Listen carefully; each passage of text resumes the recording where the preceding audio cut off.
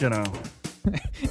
Jetzt hat es irgendwie so ausgesehen, als hättest du ein Standbild gehabt, als hättest du irgendein Schlägli gehabt im Fall. Du, hey, gell, in meinem Alter, weißt du nicht. Schlägle. Schlägeln. Schlägle. Fisch verteilen. So, wir sind eigentlich schon am Aufnehmen. Ja, Super. voll. Riesen geiler Einstieg. Du bist geil. So. Hey, du bist auch geil. Heute, wo du so schön mit dem Hemdli da hückelst. Ey, gell? Ja, hure Freude. Ich weiss nicht, das ist irgendwie so etwas. Mit dem kannst du mir immer eine Freude machen, wenn du mir so ein Flanellhemdli schenkst. Aber ist das nicht warm? Ja, der Irmo hinterher glitzt. Ja, trotzdem. Und nur ein T-Shirt da und dann kann ich da nebendran ja mein Fenster auftun. Das ist dann wieder nicht energieeffizient. Ja. Bei uns haben sie tatsächlich vor einem Jahr haben sie bei uns da im Stegenhaus unter einen Anschlag gemacht. Während den Wintertagen nicht dauerhaft das Fenster offen lassen. Irgendjemand, ich weiß nicht wer, aber irgendjemand hat es die ganze Zeit aufgehabt. Ja, ich kenne da Leute, die haben einen Anschlag, also ein Zettel im Lift drin. Wir sollen nicht so lange warm duschen. Was? Ja. Nicht so lange warm duschen? Ja, scheinbar, ja. Was ist denn das? Ich weiß nicht. Schau, Schnitzeli, ich weiß es nicht. Das, aber ja, das sind immer so gespässige Sachen. Okay. Aber hey, Leute, herzlich willkommen zu einer neuen Folge Brotkasten. Grüezi wohl, ja. Zu der dritten Staffel. Hey, Scheiße. Stell dir das vor. Dritte Staffel. Dritte Staffel. Und ich muss ganz schnell eine Vorwarnung abgeben. Falls ich plötzlich nicht mehr rum bin, hat sich mein PC entschieden, ein Update zu machen. Weil ich drücke das Ding seit irgendwie 2 Wochen weg. Und er wird immer penetranter. Also, hey. falls ich plötzlich nicht mehr rum bin, ich komme wieder. Immerhin kannst du es wegdrücken. Bei mir im Geschäft letztens, ich war am Arbeiten, kommt auch, hey, wir haben ein Update für dich. Ich so, nein, was jetzt nicht. Und dann bin ich nur einmal schnell aufgestanden und habe nicht auf den Bildschirm. Ja, und dann kommt die Meldung wieder. Und dann stellt er einfach ab, weil ich nicht reagiere. So, okay, tschüss. Und ich so, nein! Das hatte ich im Fall auch schon gehabt. Du bin ich im Geschäft gewesen, das hatte ich auf dem Laptop gehabt. Boah, Bin ich im Geschäft gewesen, und dann hat er es über den Mittag gemacht. Dann komme ich vom Mittag zurück, mache den Laptop wieder auf, steht Update wieder abgeschlossen. Ich dachte, Bruder, hey, nicht mehr funktioniert. So meine Docker-Installation war futsch und alles. Ich habe einfach best day ever im Büro. Purer Hass. Ey, was ich krass finde, wir haben es vorher auch wegen so Lüfter. Oder weißt du, dass ein PC Lärm macht, wenn er etwas zu tun hat. Ich habe mir ja einen Laptop gekauft. Extra, also mal einen mit ein bisschen Pfupf gefunden, so, vielleicht für das Dual-Setup zu machen, zum Streamen. Oder eben für etwas, wo wir jetzt hingehen, wo ich mich sehr darauf freue. Und zwar habe ich dort mal ein Update machen. Und hey, ich habe gemeint, das Ding explodiert mir. Ich weiss nicht, auf dem kann ich Battlefield, Helldivers spielen. Nichts. Also er ist schon laut, weißt du, aber dann musst du sagen, okay, er hat heiß. Aber ey, ich habe mal gemeint, ich möchte den vielleicht mal auftun, möchte ich mal ausstauben oder so. Nichts. Du musst einfach ein Update machen oder alles rausblasen. Scheiße. So Sturm. Das hat mein alter Laptop auch. Bei dem, den ich jetzt habe, habe ich das schon mal gebraucht zum Zocken. Ich weiß gar nicht. Hey, letztes Jahr hast du ihn nicht mitgenommen, gell? Nein, die Lock and Load nehme ich nicht mit. Den komme ich mit. Das ist mir der grosse PC wert. Aber ich bin jetzt gerade überlegen, ob ich ihn. Ich glaube, ich habe das letztes Jahr zu den Bunkerland mitgenommen. Ich tue schon gehabt, ich weiß gar nicht mehr. Du hast auch mal etwas gesagt, du hast letztes Jahr nur einen Laptop mitgenommen. Ja, zu den Bunkerland. Aber ich weiß nicht, ob ich den vorherigen mitgenommen habe oder ob ich den, den ich jetzt habe, schon gehabt habe. Ich bin mir nicht mehr sicher. Aber auf jeden Fall der vorherige, den habe ich ab und zu einmal irgendwie so mitgenommen oder auch zum Zocken gebraucht. Bro, der ist abgehoben, der hat... Das ist halt nur so ein... Was war es? Ein 16 Zoll? Oder vielleicht sogar noch eins kleiner, ich weiß gar nicht mehr. Nein, es war ein 14 Zoll, der ich jetzt habe, ist ein 16. Okay. Und der hat halt... Was war das gewesen? 2070er oder irgendetwas drin gehabt, damals. Ja, also die Serie da schon. Hat Gas gegeben, geil. Verrückt gewesen. Ja, aber ich finde es mega spannend, weil ich am Anfang immer Angst hatte, so Scheiße, jetzt der völlig überhitzen oder so. Ja. Aber tatsächlich, der ist halt so laut, weil es halt einfach alles super komprimiert ist. Und das stresst den eigentlich nicht, weil ich habe auf meinem Laptop, das ist so ein Acer-Notebook, habe ich noch so ein Feature drauf, wo ich nachschauen kann und wo ich auch einstellen kann, hey, wie laut soll er sein. Mhm. Du siehst eigentlich schön, wie heiß er hat und so. Also er schaut einfach, dass es etwa bei 70 Grad ist. Ich glaube, die CPU. Okay, ja, das geht ja noch. Ja. Und eben, meine Helldivers 2 mit hoher Auflösung, let's go. Ja. Ja. Ja, muss ich auf meinem Dals mal testen. Vielleicht nehme ich dann auch wieder mit in den Bunker. Dann nehme ich nicht den grossen PC mit, aber ja. Mal alles ausprobieren. Ja. Also Weiß ich noch nicht. Ich habe das so geil gefunden. Wann ist das gewesen? Das sind wir halt nicht Game, ich und der Barracks. Und der Siri war auch noch dabei gewesen. Dort habe ich auch meinen Laptop mitgenommen, weil dort war mein Auto kaputt gewesen, und dann musste ich mit dem Zug gehen. Oh, wow. Und ich bin so froh gewesen, habe ich den Laptop mitgenommen. Ey. Das glaube ich dir sofort. Laptop hergestellt, Maus hin, Kopfhörer, let's go. Hast du nicht einmal einen Monitor mitgenommen? Nein, wirklich nicht. Er ist ein relativ grosser Monitor. Also, okay. Also ein guter Bildschirm. Und eben, wenn ich jetzt noch die Tastatur hatte, dann wäre es von der Distanz her, ja, dann wäre es ein bisschen mühsam gewesen. Aber halt ein bisschen so gezockt, also alles ein bisschen kompakt, aber das ist tiptop gegangen. Ja. Haben wir den Bläschel gehabt.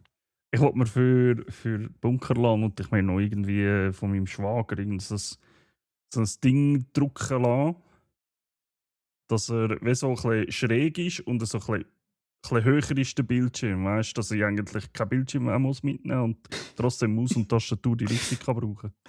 Ja, ich habe Dings gekauft dazu. Eben auch so einen zusätzlichen Lüfter, weißt du, wo so ja, genau, die kann ich. Wo einen Lüfter auch hast. Er bringt vielleicht 1-2 Grad, wenn er läuft. Er hat wirklich 4 Ventilatoren drin, unten 2 und oben 2, und die kannst du separat steuern. Also musst nicht beide laufen.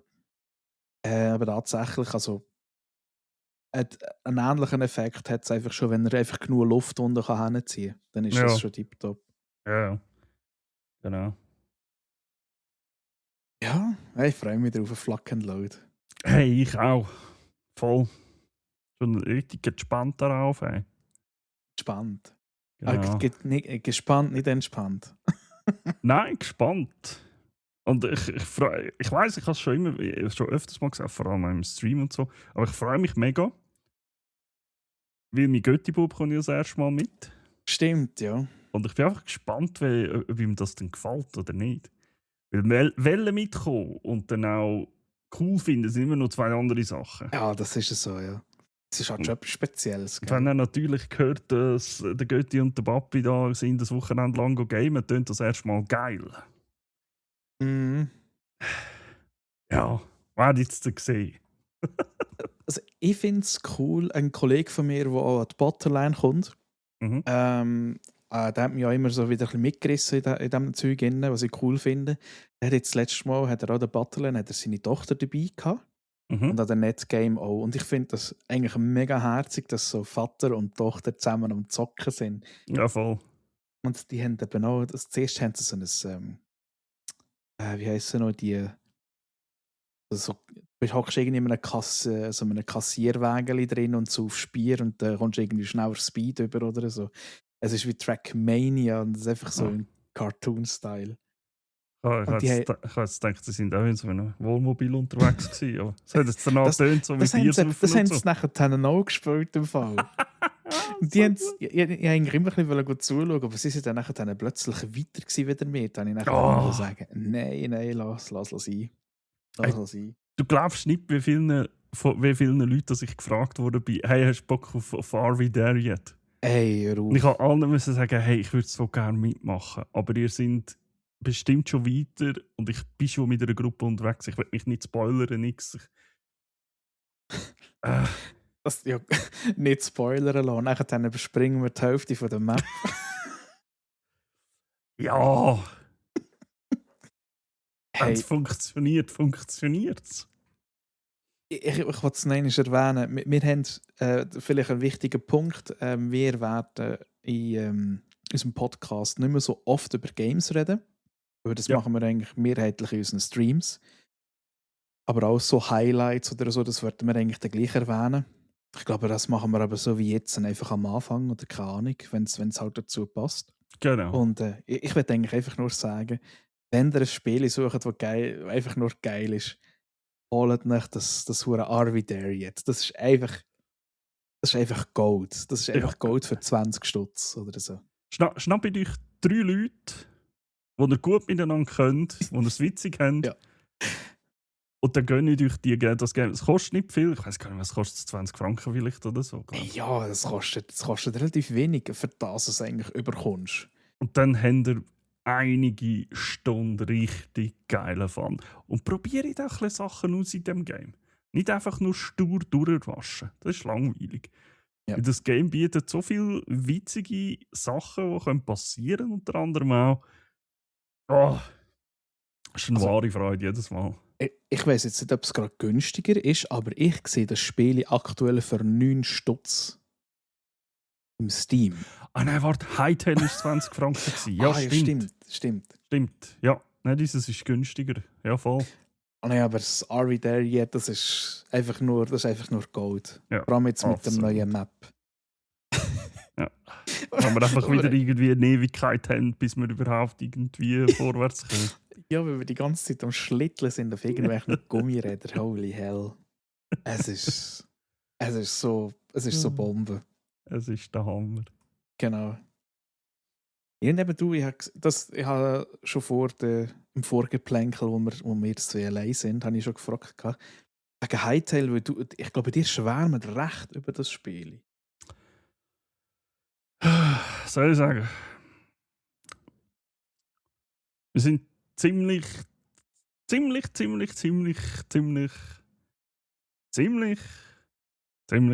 dem Spiel versunken gerade, ja. Es ist schlimm. Es ist schlimm. Aber hey, wenn es nach Spass macht, ja, why not? Natürlich. Das war jetzt auch nicht negativ gemeint gewesen, aber ich hätte nicht gedacht, dass mich das Game so packt. Aber der Barracks hat es letztes Mal gut gesagt. Der ist zum Beispiel auch, der ist völlig versoffen in dem Innen. Es ist einfach zu entdecken in dem Spiel. Ja. Was gibt's? Was kannst du? Wie kommst du das über? Wie kommst du dort hin? Wie kannst du das noch freischalten?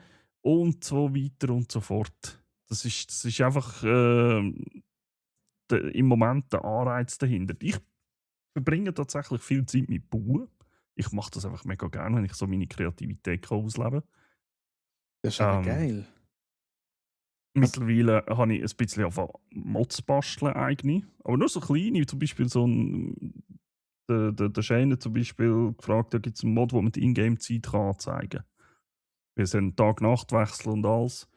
Dann habe ich nachgeschaut, da hat es so ein paar Mods gehabt, aber die sind auch so ein bisschen scheisse gewesen halt einfach. Sag's, was ist.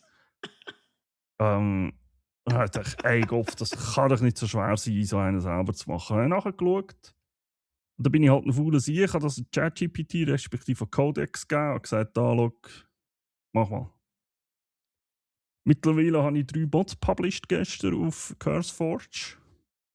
Eine ist einfach die Uhr. Das andere ist, da wird der Herr Parzival sich jetzt angesprochen fühlen. Das andere ist so eine Todesmeldung, wenn einer stirbt.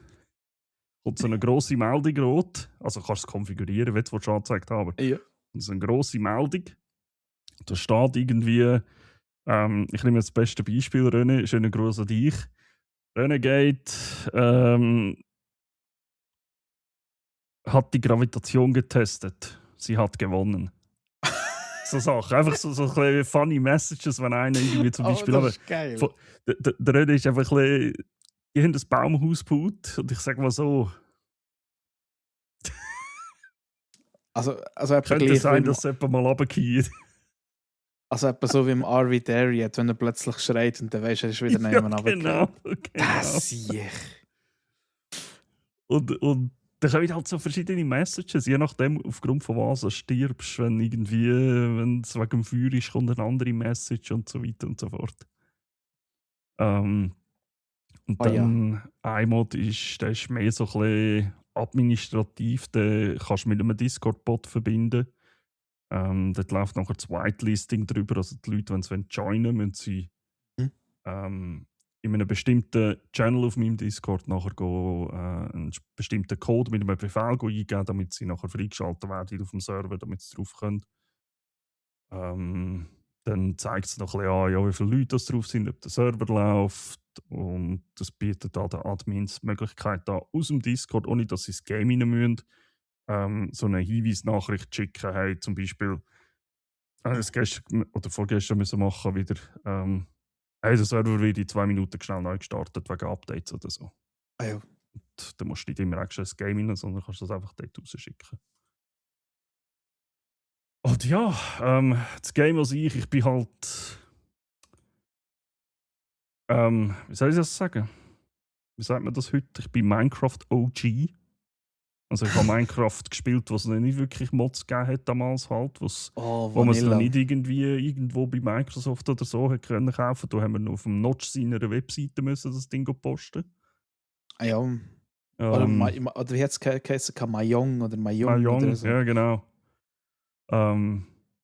Was halt wirklich ganz neu war, habe ich das halt auch schon gespielt. Der Kollege und ich haben dann über die Jahre auch mal so einen Server am Laufen gehabt, mit ein bisschen Mods bis wenigem drauf und so, mit Leuten. Aber gell?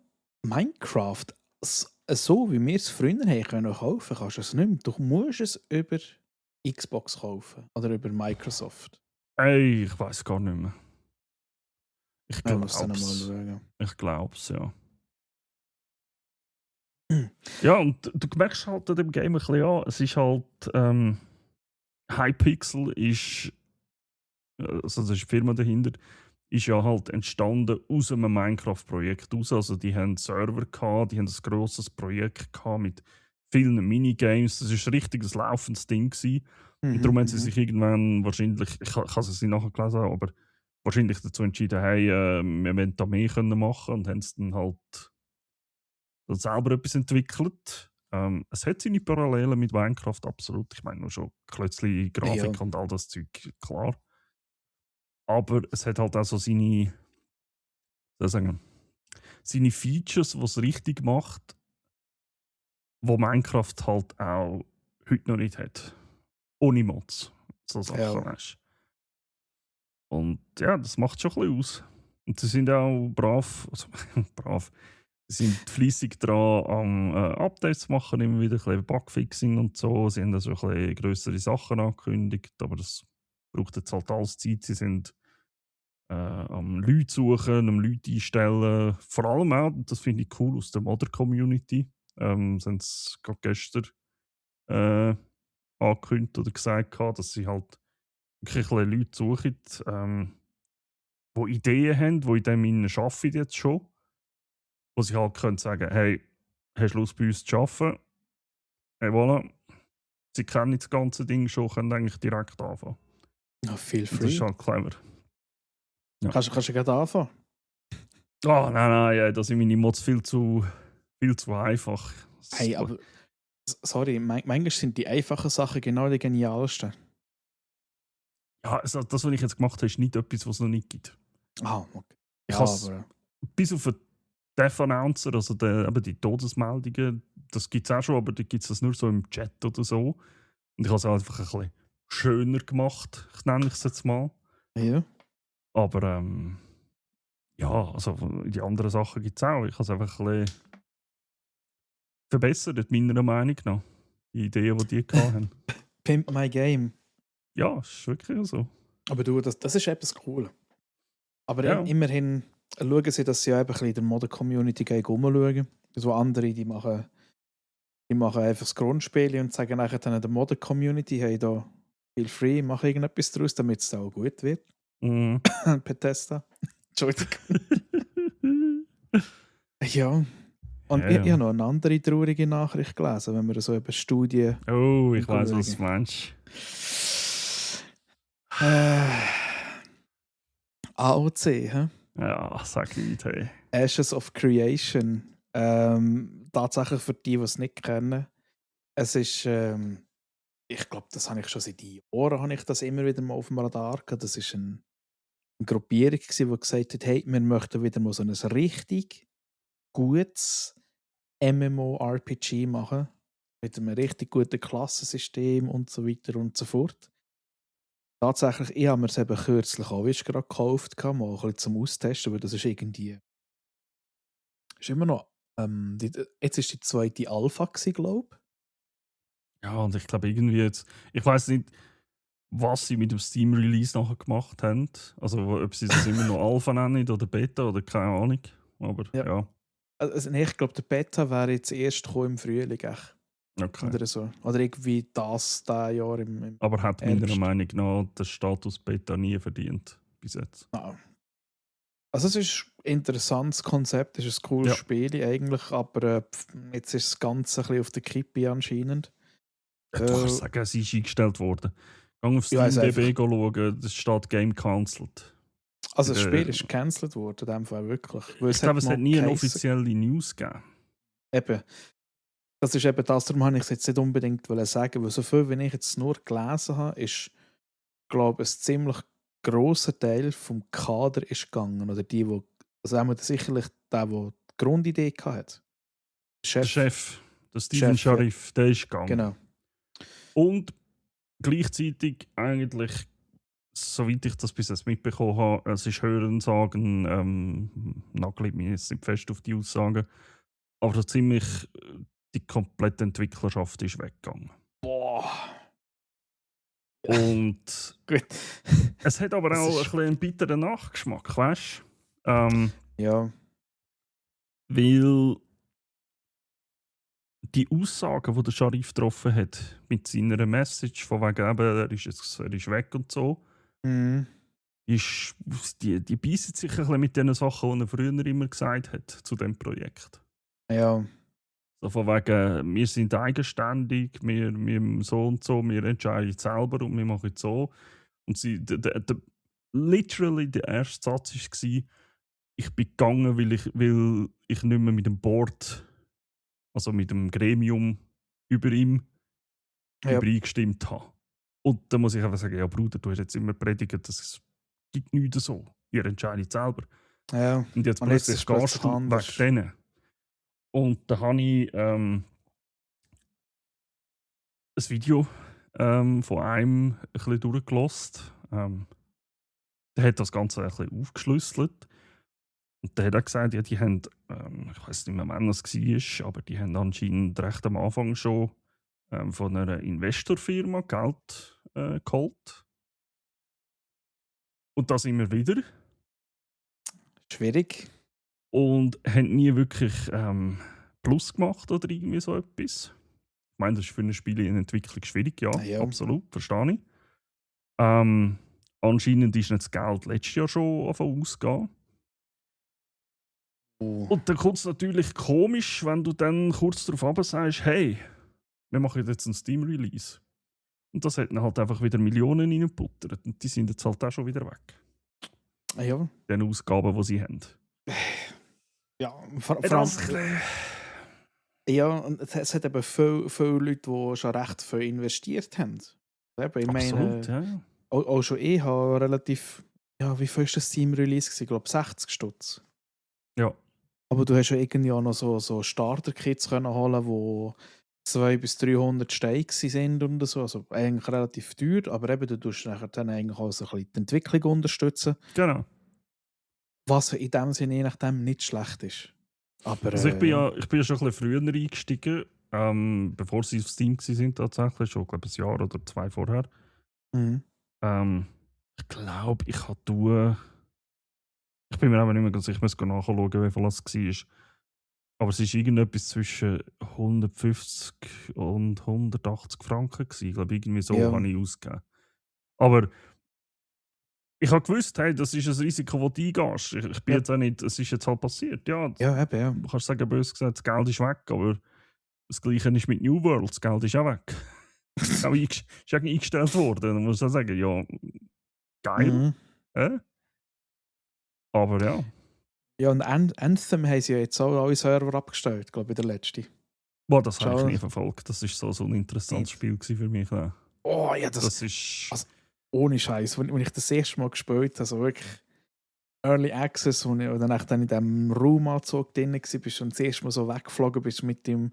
Ich habe das so gefühlt. Und nachher, wo es dann wirklich losgegangen ist, habe ich da einfach keinen Bock mehr gehabt. Aber ja, das hat sich ja nachher nicht mehr, nie mehr erholt tatsächlich. Nein. Das ist... Also, dass jetzt Anthem nur mal so gross in den Medien gekommen ist halt einfach, ja, weil es abgeschaltet worden ist. Aber ich glaube, gespielt hat es vorher schon nicht mehr wirklich Menge, habe ich so das Gefühl. Ich glaube, es hat schon noch eine Playerbase tatsächlich.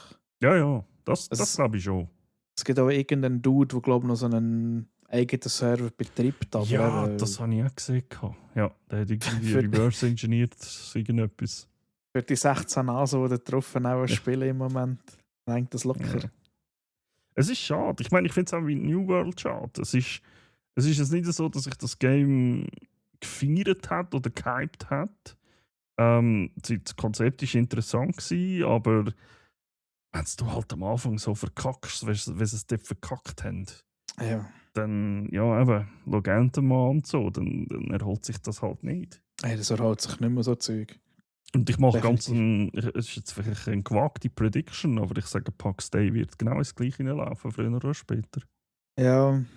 Obwohl es im Moment, ich bin ja nur so ein bisschen am Nebenbei verfolgen, und im Moment haben sie, glaube ich, einen positiven Aufwind, weil sie sehr auf die Community hören, was die wollen und was für Änderungen die wollen und so.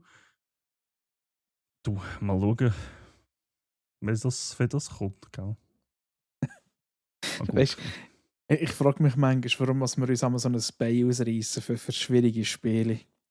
Nachher schaust du, Shoutout an Jakowski, ich feiere deine Streams. Vor allem, ich feiere einfach seine Instagram-Posts, wo er das Spiel spielt, wo er so ein Tierzoo hat. Du hast nachher so eine Aufnahme von 3 Sekunden, wo du dem Tier eine Stimme geben kannst. Mich vertätscht es fast ab diesen Spielen. Es ist so ein simpler Scheissdreck, der einfach geil ist.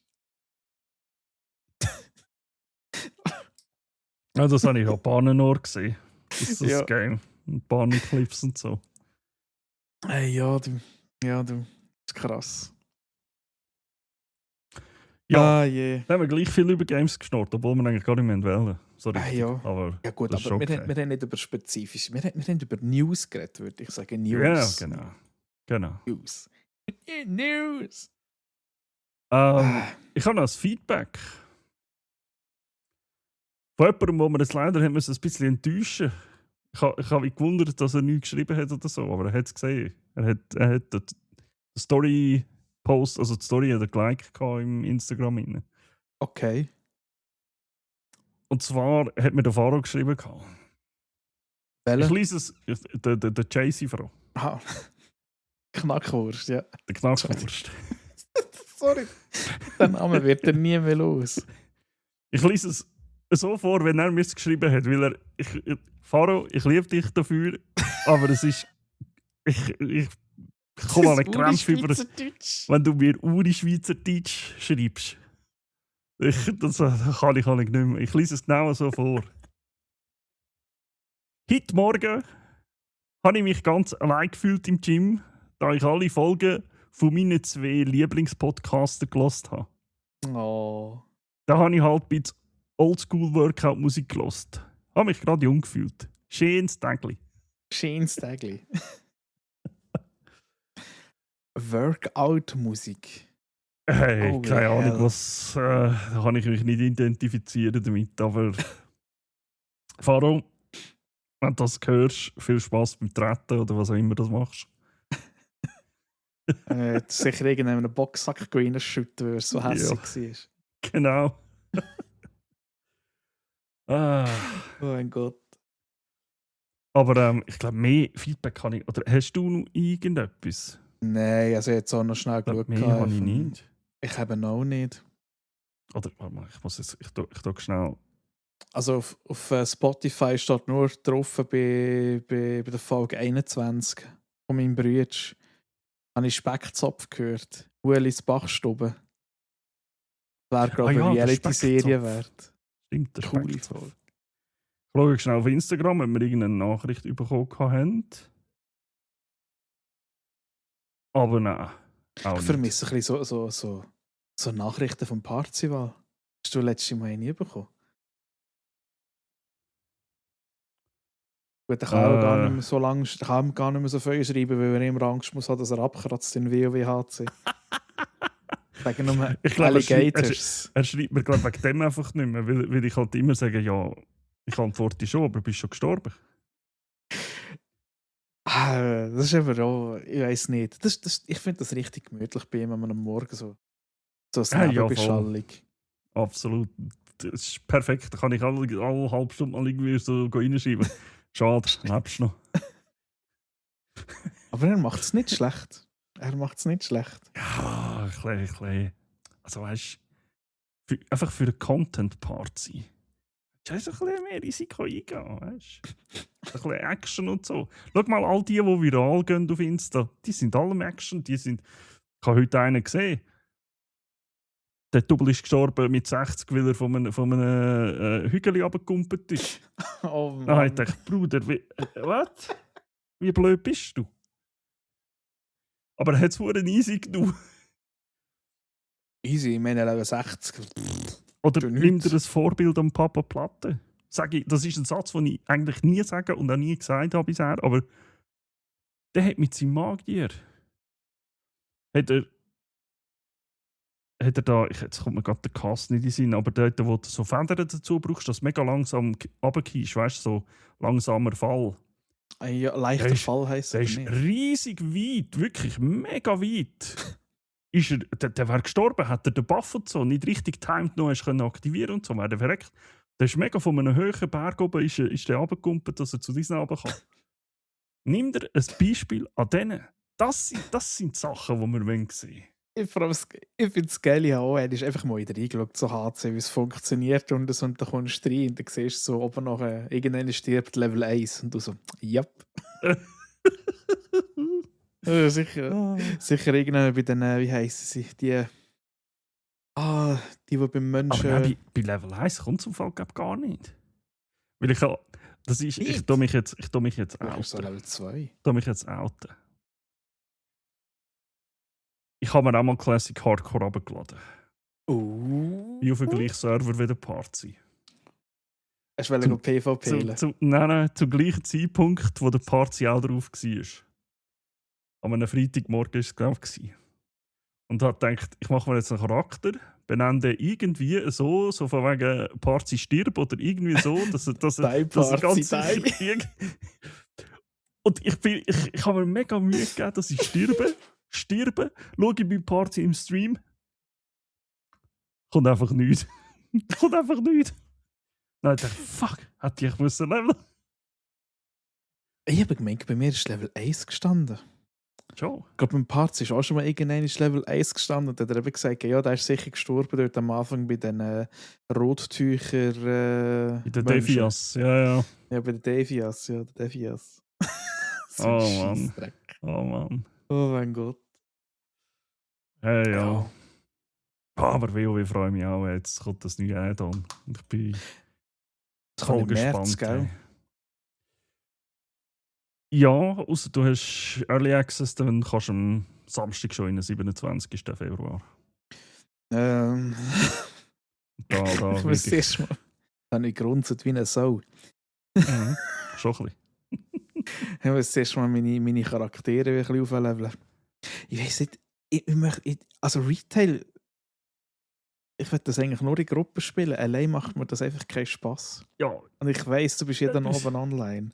Und jedes Mal, wenn ich ins Discord hineinschaue, heisst Blackjack spielt Hightail. Das ist völlig egal. Wenn du kommst, hey, gehen wir ein paar Dungeons machen. Dann wenn ich nicht gerade irgendetwas Wichtiges am Machen bin ich auf der Stelle dabei. Das letzte Mal, in Xerox bin ich helfen. Ich habe gesehen, das ist ein Schweizer Streamer. Der hat komplett neu. Der hat noch nie WoW gespielt. Er hat Elder Scrolls Online gespielt. Aber der hat, als ich jetzt reingeschaut habe vor ein paar Tagen, hat er das erste Mal WoW gespielt. Also, nein, sein erster Charakter gespielt, das ist, glaube ich, das 3. Mal, wo er jetzt gespielt hat überhaupt. Mhm. Und das hast du mal gemerkt. Er hat einfach null Plan gehabt. Da ist er in den Dungeon reingelaufen, weil er geheißen hat, ja, dort ist die Quest. Er hat aber nicht gewusst, dass das ein Dungeon ist. Ist er ins Haus reingelaufen, ist ein Dungeon, läuft rein. Und ich habe zugeschaut, ich habe schon so gedacht, jetzt bin ich gespannt, was er macht. Und dann so, oh ja, dann muss ich jetzt, glaube ich, die angreifen. Dann hat er davon angegriffen und irgendwie so, nur so ein Trash-Mob eigentlich, aber der sich hat halt schon auseinandergenommen. Weißt? Ja, das sind ja alles Elite-Mobs, auch Ja. wenn es Trash-Mobs sind. Und dieser hat halt mit seinem Krieger so ein bisschen dagegen gehabt und ich so irgendwann, Kollege, das ist ein Dungeon für 5 Personen, gell? Aha, ja, also, dann habe ich gesagt, wenn du willst, komm dir schnell helfen, damit du deine Quest kannst abschließen. Aber nur wenn du willst. Dann bin ich schnell helfen. Er hat gesagt, ja, mal wäre geil. Aber er hat einfach da auch Taschen. Hat er gesagt, ja, er hat immer so wenig Platz. Und er hat gesagt, ja, geh schnell ins Auktionshaus, hol dir eine grosse Tasche oder 4. Auktionshaus? Gibt es ein Auktionshaus? Ich muss erklären, wo das Auktionshaus ist und so. Aber All so Sachen. Er hat gesagt, er sei voll in der Sucht. Er feiert es voll. Er wüsste nicht, wieso er so lange braucht hat, um WoW zu spielen. aber tatsächlich, ich fände es so schön, wieder das Gefühl zu haben, Ja. alles neu zu machen. Darum, ich habe gesehen, dass sie ja Burning Crusade aufgeschaltet haben, den Server. Das ist das zweite DLC von World of Warcraft. Und ich bin da drin und habe das so gefühlt, so, hey, ich komme wieder heim. Ja, aber es ist Aber gleich nicht mehr das Gleiche, gell? Es ist schon nicht mehr das Gleiche und vor allem die Server sind total überfüllt. Und irgendwie im Ja, das Herbst kommt machen sie dazu, ja. da ist es schon wieder einstampfen. Also. Aber, ja. Von dem her ist halt Retail schon geil, weil du halt rein kannst, schnell ein bisschen etwas machen und dann kannst du auch einfach wieder aufhören. Für das ist es halt eben schon geil. Und ich meine, das Geile an Retail finde ich halt auch, jetzt genau in dem Punkt, wenn du Bock hast, eine Expansion zu spielen, macht er einen neuen Charakter und du spielst die Expansion. Und klar ist es nicht mehr das Gleiche. Es hat sich halt viel geändert, viele Systeme haben sich geändert. Aber du kannst halt legit auswählen, welche Expansion du willst nachher leveln. Ja. Und das ist halt geil. Also, ja. Feiere ich halt schon ein bisschen.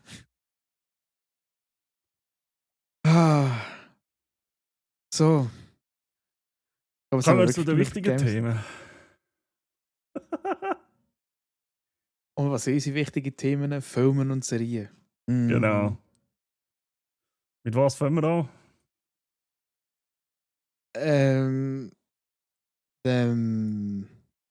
Machen wir immer zuerst die Serie und den Filmen, oder? Ja, wir haben auch mal abgewechselt. Aber fangen wir mit der Serie an, ja. Ja. Wie viel hast du? 5? 3. Okay, ja 4. Ja. Also, ich sage jetzt mal 3,5. Okay. So, dann fange ich mal flüssig an, oder? Würde ich meinen. Ja, so fang an. Tatsächlich, ich weiß gar nicht, ich habe gemerkt, ich habe noch nicht darüber geschwätzt. Und zwar Stranger Things, das 5. Part 2. Sie haben ja 2 verschiedene Parts gemacht. Einer, der im November angefangen hat und einer, der über Weihnachten und Neujahr gekommen ist. Ich glaube, die letzte Folge ist am 4. Januar gekommen, irgendwie morgen am 2 oder so. Okay. Bin mir nicht mehr sicher gewesen. Oder am 2. Januar, ich weiß es nicht mehr. Auf jeden Fall, es war der Abschluss von der ganzen Stranger Things Sache nach 5 Staffeln. Ich habe den ersten Part habe ich schon geil gefunden. Muss auch sagen, der zweite Part hat mir fast ein bisschen besser gefallen. Es ist wirklich noch mal ein bisschen mehr in die Volle, hat auch ein bisschen mehr erklärt gegen Ende. Tatsächlich Charakterentwicklung, vor allem vom einen, die nicht kennen, ist der Will Bowers spielt. Das ist der in der ersten Stranger Things eine grosse Rolle hat. Oder auch immer wieder wieder ein bisschen kommt, wenn du nicht an einem Dude kennt, Ich muss gesehen gerne hast. überlegen, wen das ist.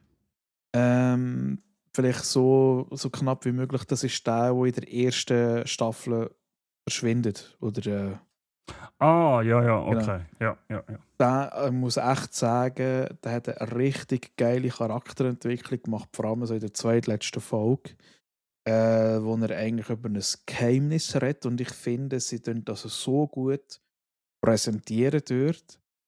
Ja, man hat dort richtig mitgefiebert oder richtig mitgefühlt in dem Sinn. Es ist ein krasses Thema für die Zeit, also, wo die Serie spielt. Ich finde auch heute ist es noch ein wichtiges Thema.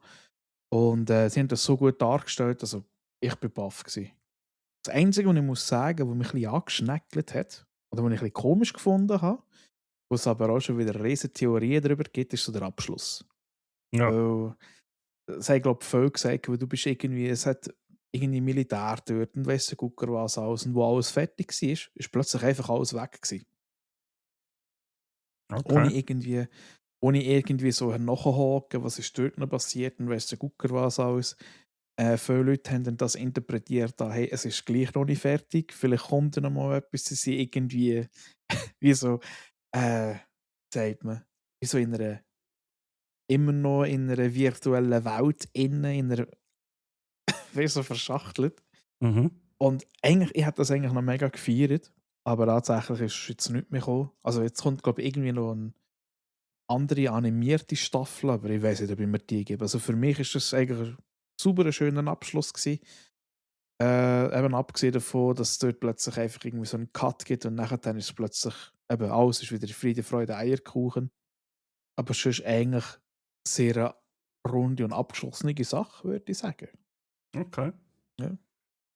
Vor allem, ja, ich weiss nicht, diese Sachen finde ich halt einfach cool, weil es mich so wirklich so ein bisschen an D&D erinnert hat und wenn du so ein bisschen Parallelen ziehst, ja.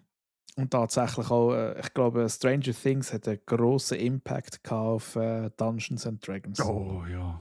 Oh ja. Es Ja, hat ja. so viele Leute gehabt, die dann plötzlich gefragt haben, hey, was ist das? Ich will da auch mal und Ja, genau, also das hat einen riesen Impact gegeben. absolut. Auch bei mir tatsächlich. Mehr oder weniger. Bisschen. Ja, ich bin einfach, ich weiß auch nicht, das Stranger Things Ding noch, aber ich glaube, ich habe 2 Staffeln geschaut und dann Ja, ist bei mir die Luft raus gewesen. Ich kann mit diesen Charakteren nicht mehr können anfangen. Es ist einfach so ein bisschen too much gewesen irgendwie. ja. Also ich habe auch gesagt, in der Staffel 3 oder 4, also Staffel 1 war super, gewesen, weil hey, es ist Ja, mal etwas Neues. ja, Mega voll. cool. Staffel 2 ist auch noch gegangen. Und Staffel 3, da kann ich dann auch müssen sagen, Leute, jetzt habt ihr ein Problem. Ihr habt viel zu viele Charaktere da drin.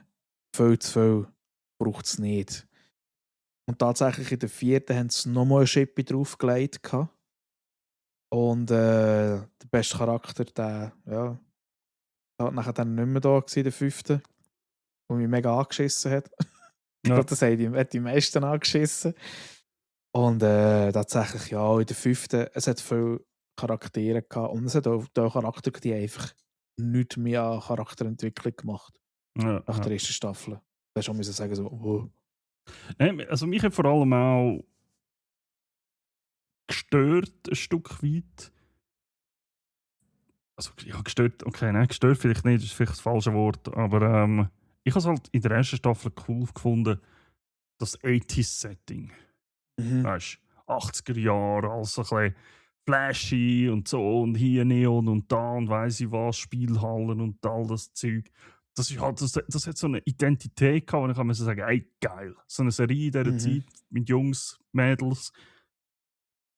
Und dann ist es halt, ich meine, ja klar, die werden auch älter, es geht voran, aber das hat dann nachher irgendwie unter anderem gefehlt, ein Stück weit, Ja. irgendwann. Und vielleicht ist es auch das gewesen, was es bei mir halt ausgemacht hat, wo ich auch müssen sagen, ja, Luft ein bisschen raus.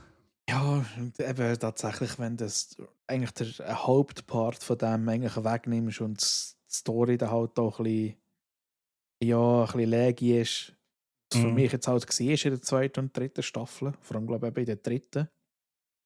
Ja, Ja, es fällt so weg. ich glaube, ich habe die dritte angefangen zu schauen und habe nach 1 oder 2 Folgen habe ich aufgehört. Tatsächlich. Ja. Ja.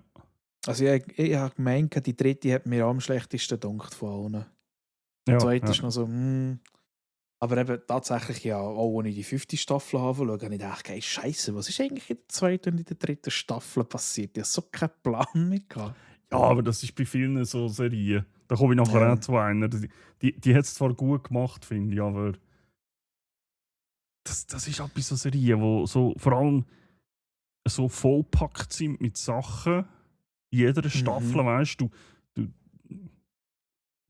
du kommst eigentlich in jeder Staffel irgendwie 4 Bücher reingedrückt über was Story angeht. Weil Ja. du eben unter anderem auch so viele Charaktere hast halt. Ja.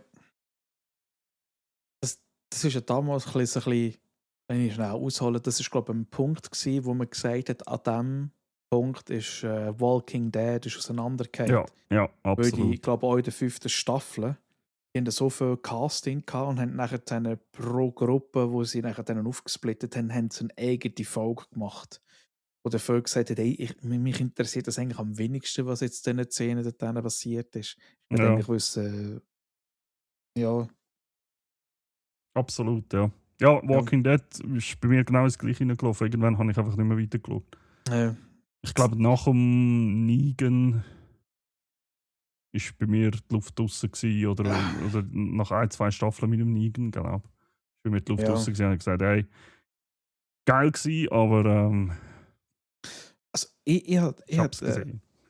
den Negan habe ich einen mega guten Charakter gefunden am Anfang. Ja, absolut. Aber ich habe nachher dann auch aufgehört, weil tatsächlich mir hat der Governor fast mehr Eindruck geschindet. Okay. Er ist für mich fast gefährlicher gewesen wie der Negan. Governor hat ab irgendeinem Punkt hat er einfach nicht mehr mit sich reden. Mich hat der Negan am Anfang aufgeregt wie Sau.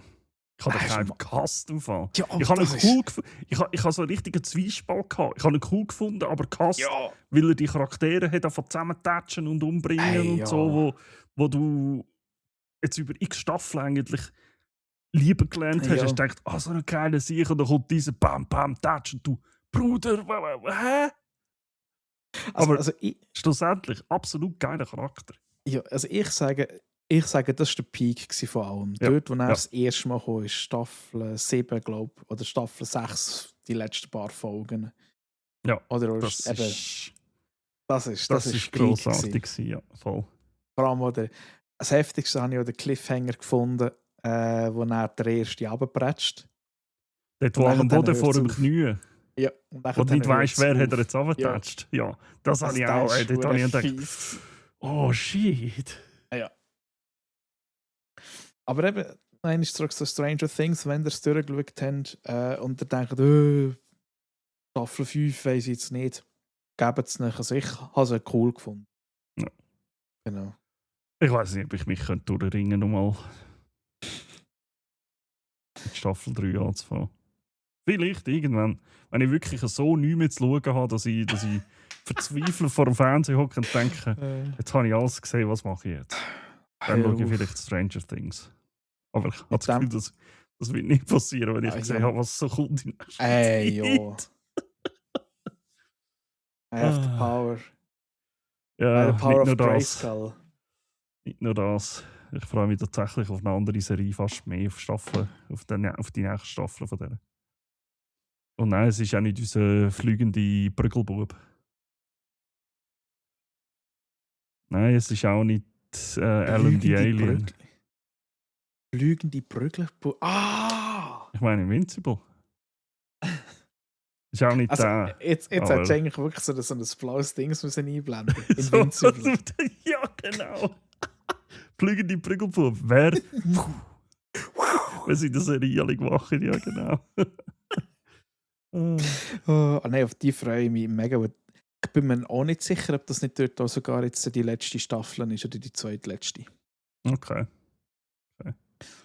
Aber beim anderen fliegenden Brüggelbub, das ist so die letzte. Das ist die letzte, ja. Du meinst schon Boys, ja. Stimmt, ja. Die kommt auch noch. Die freue ich mich auch. Aber es gibt noch eine andere. Und ja, das ist vielleicht eine unpopular Opinion, aber ich freue mich am allermeisten auf die zweite Staffel, die jetzt am 25. März anfängt, von Daredevil Born Again.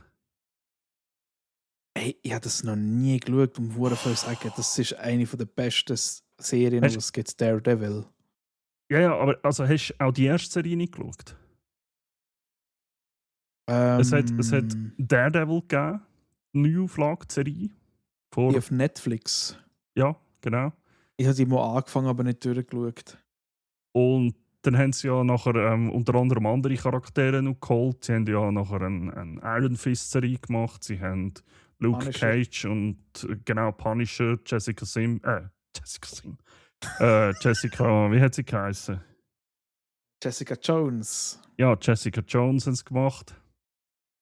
Und so wie als Abschluss von dem so ein Stück weit, oder ein Teil vom Abschluss, respektive Abschluss von der Daredevil-Serie damals, haben sie nachher wie so eine kleine Serie gemacht, wo alle zusammenspielen.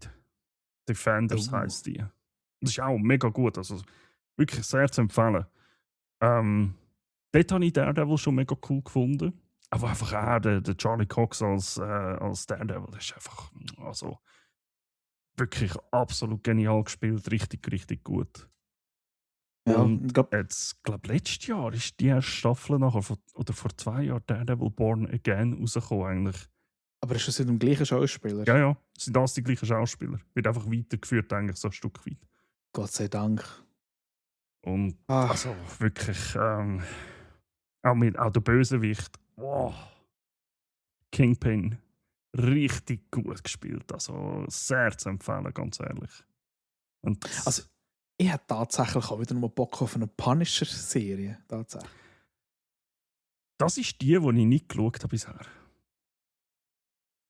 Okay, gut. Ja. Ich glaube, wir haben beide etwas noch zu schauen. Aber es hat auch einen Grund.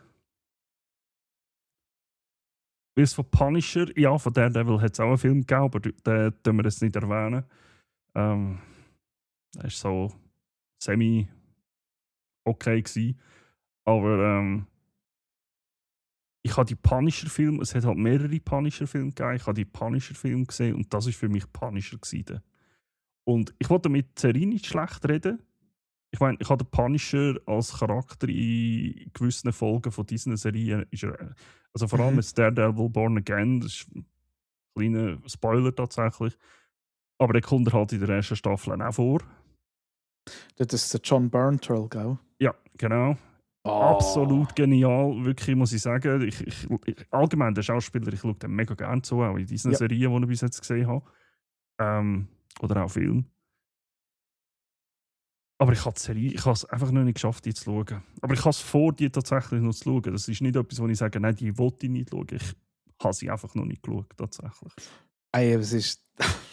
ich finde, also eben, ich muss unbedingt Daredevil in dem Fall mal schauen. Ja. Und ich Punisher. Gut, genau. finde ich gut. Stimmt, so, Ray Stevenson hat mal den Punisher gespielt. Ja, aber Entschuldigung, du hast mal... Eine Serie, die ich geschaut habe, ich habe das letzte Mal schon von der erzählt, respektive schon mehrmals. Ich habe endlich die 4 Staffeln mit 88 Folgen von Farscape beendet. Es hat eine Weile gebraucht. 4 Staffeln, 88 Folgen und nachher noch 2 Filme. Oder ein Film mit 2 Teilen, so, muss ich sagen. So, als Abschluss haben sie nachher noch einen Abschluss von der ganzen Story und alles. Haben sie einen Film gemacht, genau. Das Fazit, wenn ihr gerne Sci-Fi habt und könnt damit umgehen, dass die Serie halt schon in das Alter hat. Ich glaube, nicht die erste rausgekommen. Die erste Staffel ist, glaube ich, irgendwo.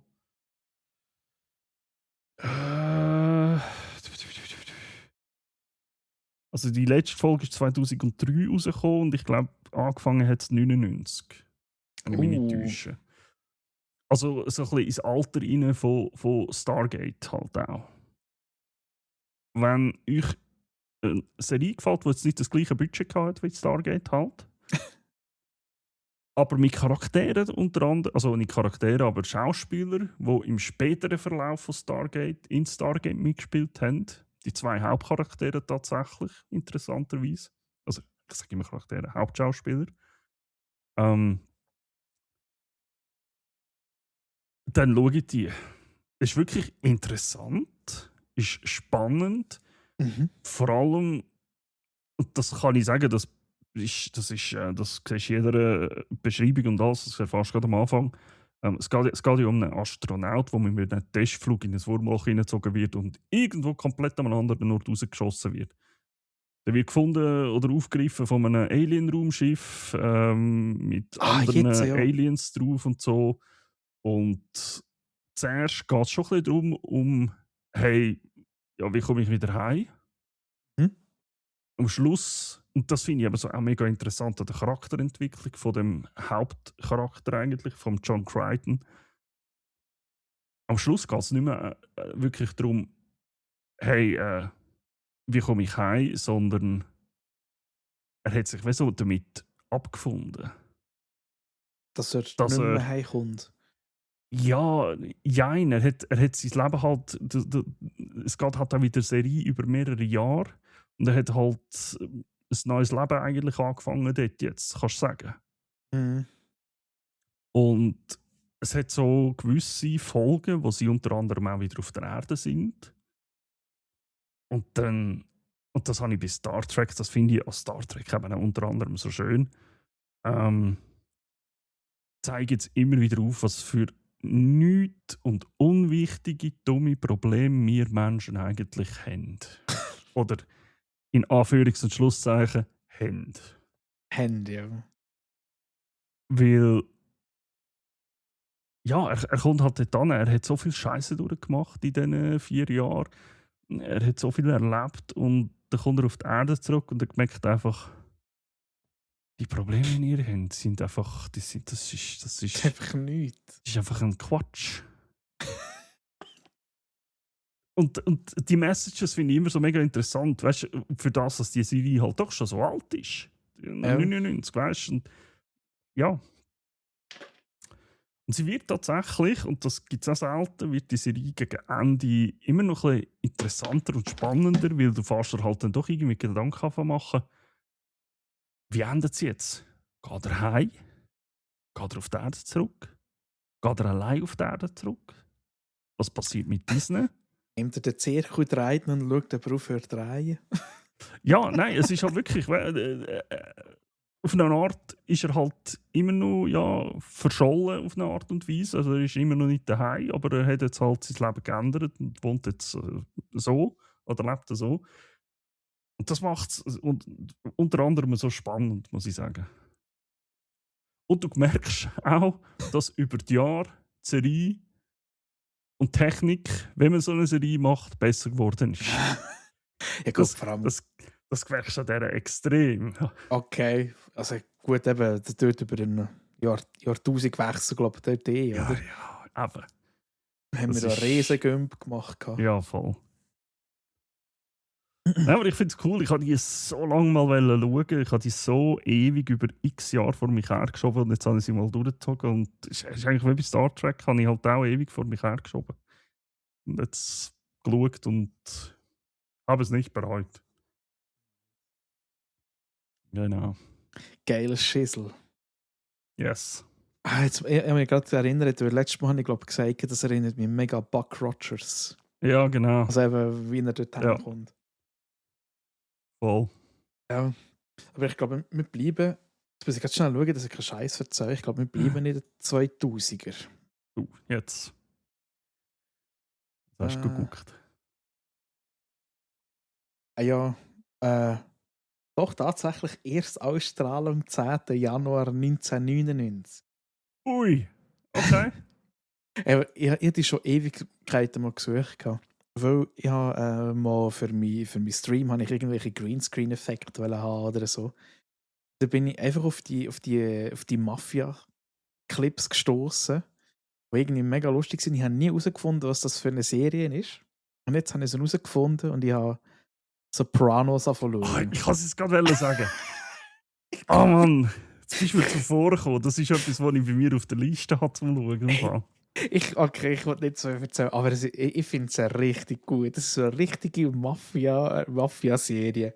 Äh, Und Es ist mir ziemlich genau gleich gegangen wie dir. Ich habe immer wieder irgendwo Clips gesehen von dem. Und ja, ich habe zwar immer gewusst, okay, fuck, das ist Sopranos, schau es jetzt endlich. Aber ich habe es nie geschaut ja. bisher. Ey, und ich muss sagen, also die erste Folge, die hat mich schon völlig aus den Socken gehauen, weil. Oh Mann, soll ich das mal schauen? Okay, also ich tue es ganz kurz erklären. Es geht eigentlich darum, es ist ein Mafia-Boss, wo wir eigentlich dann begleiten.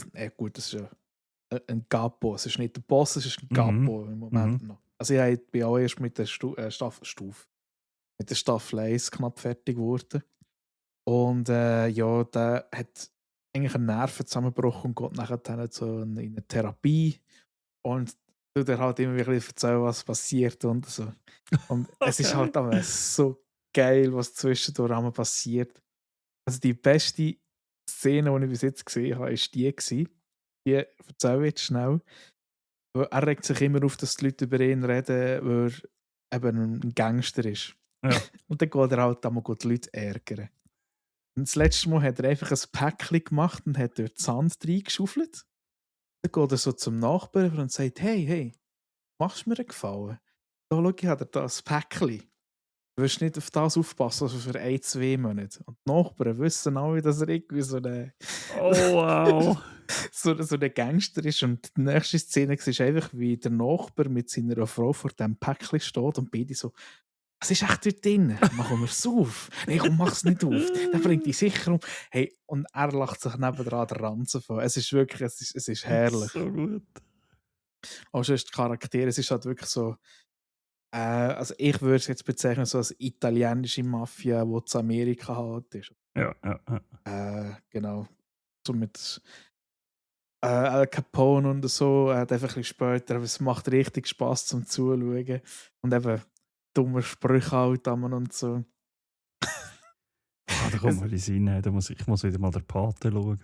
hey, ja, ich habe die Filme noch nie gesehen im Fall. Okay. Ja. Aber Ich sie habe reden lange ganz gehabt. viel. Sie reden ganz viel in dieser Serie über den Pater.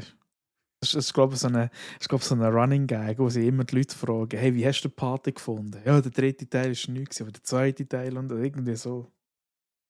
Also, ihr redet über einen Film in der Ja, Serie? sie reden über einen Film in Oh, der okay, Serie. so gut. Und irgendwie, ja, es ist halt immer wieder ein bisschen. Wir wohnen halt ja auf dem Barter. Gegenüber haben wir ja eine Familie mit Kind. Und ich kann die Serie leider nicht im Wohnzimmer schauen. Wir sind zwischendurch einmal in einem Stripclub sind. Okay, Du I siehst halt see. einfach alles. I see. Das ist immer so der nicht Vorhänge zuziehen. Dann wissen sie, er schaut in den Sopranos oder so. Er schaut wieder Schmuddelfilm, gell? Ja. Ja, aber es ist wirklich gut. Es ist wirklich gut. Okay, Ich ja, freue mich schon richtig auf die nächste Staffel. Es sind, glaube ich, 4 Staffeln sind rausgekommen oder so. Oder 7 oder 8. Ah, nur? Äh. Nein, es sind, glaube ich, schon mehr. Sorry. Ja, ich meine, es gibt mehr, ja. Aber ich habe nie nachgeschaut, ich weiß nicht. 6 Staffeln. Ja, ja. 6 Staffeln. Okay. Nice. Ja. Ich weiß nicht, wieso ich die nie geschaut habe. Ich finde ja, den Film zum Beispiel, der Pate finde ich genial. Die Mafia-Games finde ich mega gut. Mhm. Aber irgendwie, ich weiß gar nicht wieso, ich habe einfach nie Sopranos geschaut. Irgendwie. Ich weiß auch nicht, aber sie ist plötzlich eben, dank diesen Memes, ist sie plötzlich mal auftreten. Ja. Tatsächlich, das Krasse ist, der James Gandolfini, also der Hauptdarsteller, der ist leider schon vor längerer Zeit ist der gestorben. Ja, voll. 2013. Ja. Das Geile ist, glaube ich, auch, was ich gelesen habe, war, dass sie für die Serie wirklich einen Gangster aus dem Knast rausgeholt haben, wo er gesagt hat: Hey, ich will etwas anderes machen, ich will gerne noch ein bisschen Schauspielerin rein und so. Okay, Und dann haben sie den ja. halt rausgenommen. Oder Aber irgendwie so. ich finde das tatsächlich noch geil. Das hat Sons of Anarchy ja auch so ein bisschen gehabt. Der eine, der wirklich fest zu der Crew gehört hat, dort, ist ein ehemaliger Biker-Gang-Mitglied und so gewesen. Und auch sonst haben sie, wenn sie in gewissen Episoden sind sie im Gefängnis gsi und so Mhm. Sachen. Ja, haben sie wirklich mit richtig heftigen Dudes dort gefilmt und so und haben die so eine kleine Rolle lassen haben und so, wo du denkst ich habe das auch natürlich auch erst im Nachhinein, aber du hast schon während dem Ja. Schauen hast gemerkt, der spielt das glaube ich nicht. Lass mal die Seife gehen. Nein! Und dann bist du nachschauen, dann hast du gemerkt, holy, okay. Holy, Weißt du, ja. wieso was der sitzt oder gesessen ist? So.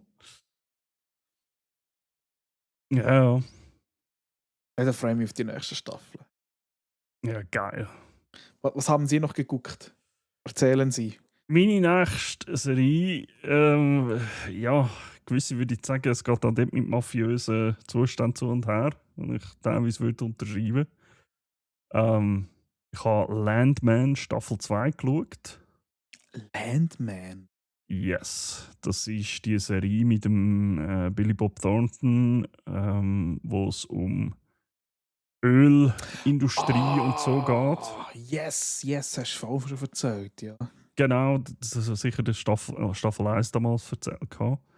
Ähm, ist, also seine Performance ist einfach, er spielt das so genial gut. Vor allem, wenn du schaust, nachher, ich habe jetzt ein paar Interviews gesehen von ihm, wenn er sonst ist, musst du sagen, ey, das ist einfach Top-Level-Schauspiel, wenn er sich dann komplett in einen anderen Charakter hineinversetzt. Das Das ist aber ist geil. unglaublich gut.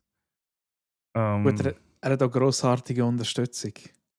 Es ist einfach, es ist einfach ein Dude dabei, er Ja. spielt einfach, glaube ich, nur Cowboys.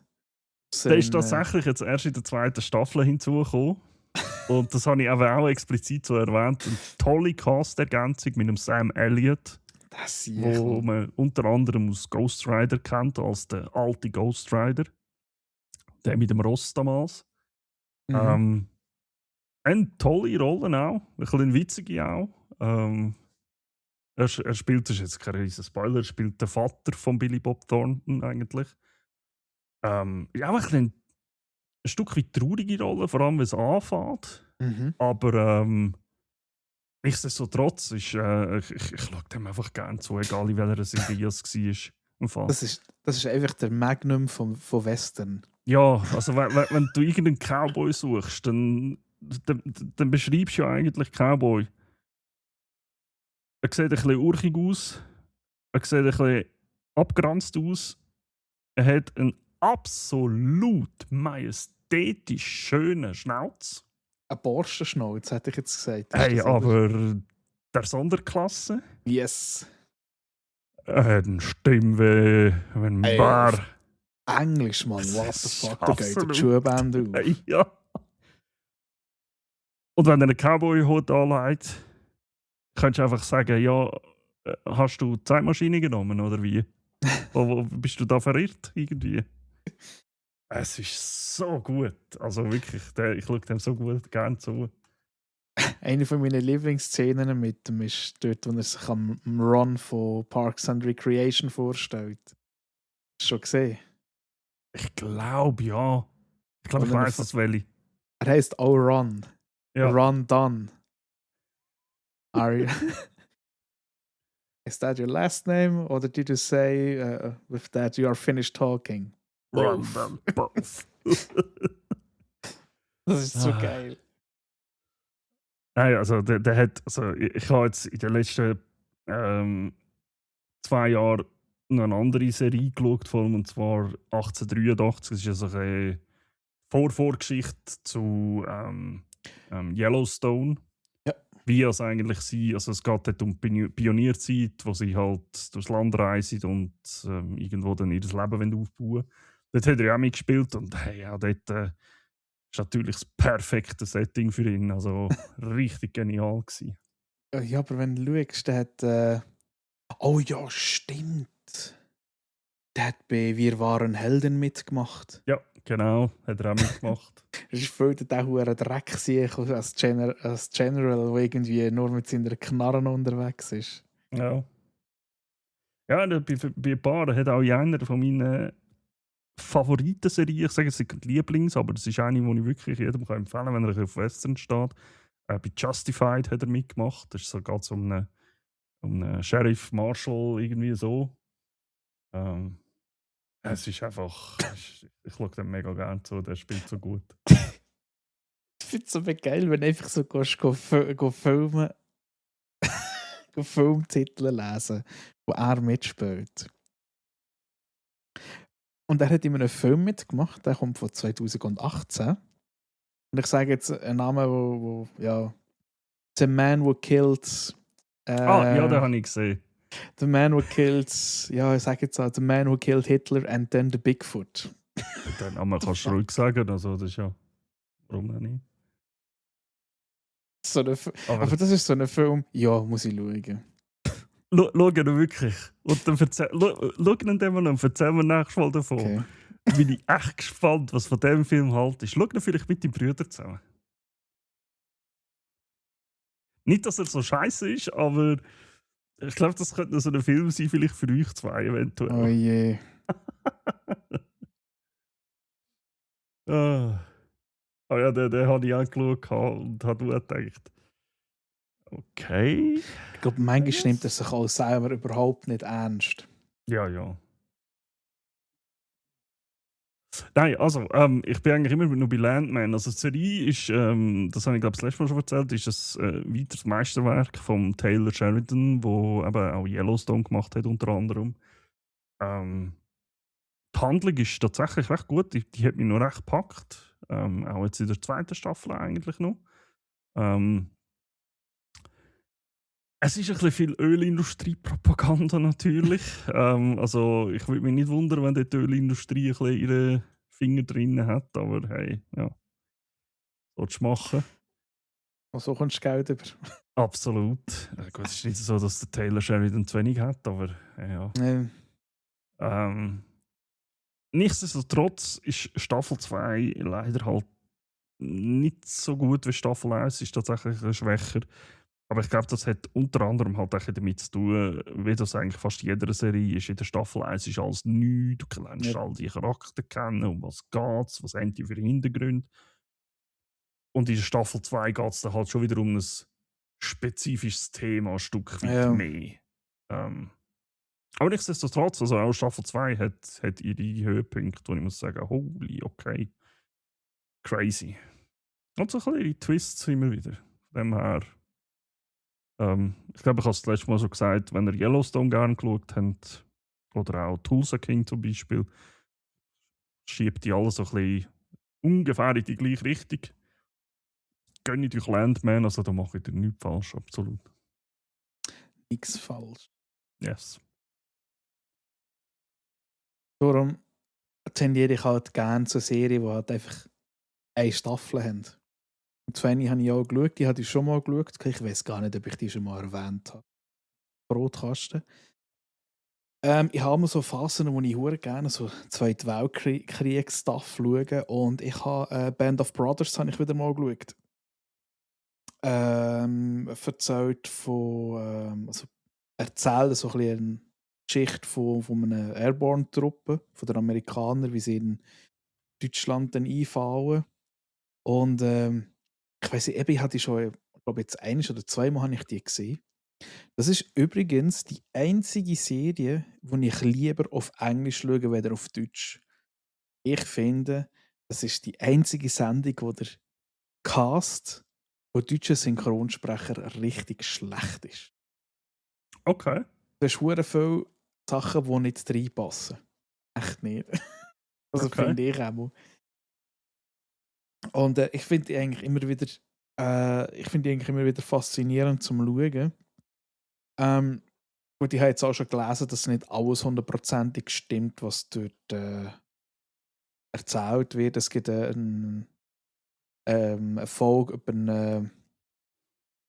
einen Soldat, der Blight heisst, wo sie eigentlich so ein bisschen zeigen, was passiert oder was kann mit einem Krieger oder mit einem Soldat passieren, wenn er Panik schiebt oder wenn der Körper halt einfach nicht mehr mitmacht. Der Blight, der kommt dann in so einen Schockzustand über, dass er einfach nichts mehr sieht. Der wird einfach instant blind. erst, wenn er Okay. den Captain wieder anlenkt, also sein Captain, ja, ist glaube ich Captain oder Lieutenant oder was auch immer, erst dann checkt er wieder, hey, ich bin wieder da, ich sehe wieder.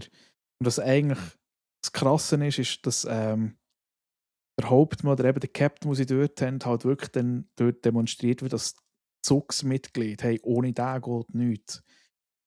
Und tatsächlich wird auch gesagt, dass er dann gestorben ist im dem Zweiten Weltkrieg, aber irgendjemand, also auf Reddit und so findest du immer so Artikel, der ist gar nicht tot, der ist noch dort gewesen, der ist schon zu Veranstaltungen gekommen und alles und der hat irgendwie, nachdem hat er noch, ist er noch in Vietnam, ist er noch in Krieg und so, oder keine Ahnung. Okay. Es hat ein paar gegeben, die das nachher dann noch gemacht haben, die halt einfach beim Militär geblieben sind und dann sind sie nachher dann neu dort drüber. Was mich halt eben auch fasziniert an dieser ganzen Geschichte ist, obwohl dort eigentlich alles scheiße ist, oder vieles ist scheiße, eben so Krieg und es klopft und Leute sterben. Was mich halt fasziniert und ich, ich habe das irgendwie, das erinnert mich so ein bisschen an meine Militärzeit. Egal, wenn es scheiße war, es halt immer so ein bisschen Leute gehabt, die halt immer wieder so ein bisschen aufgefangen haben, wo der Mhm. Zusammenhalt irgendwie, eben natürlich in der Serie ist das ich will es nicht vergleichen, aber es erinnert mich einfach daran, auch wenn es mal scheiße war, du hast immer ein Grüppeli gehabt, wo immer wieder lustig hast, egal was passiert ist.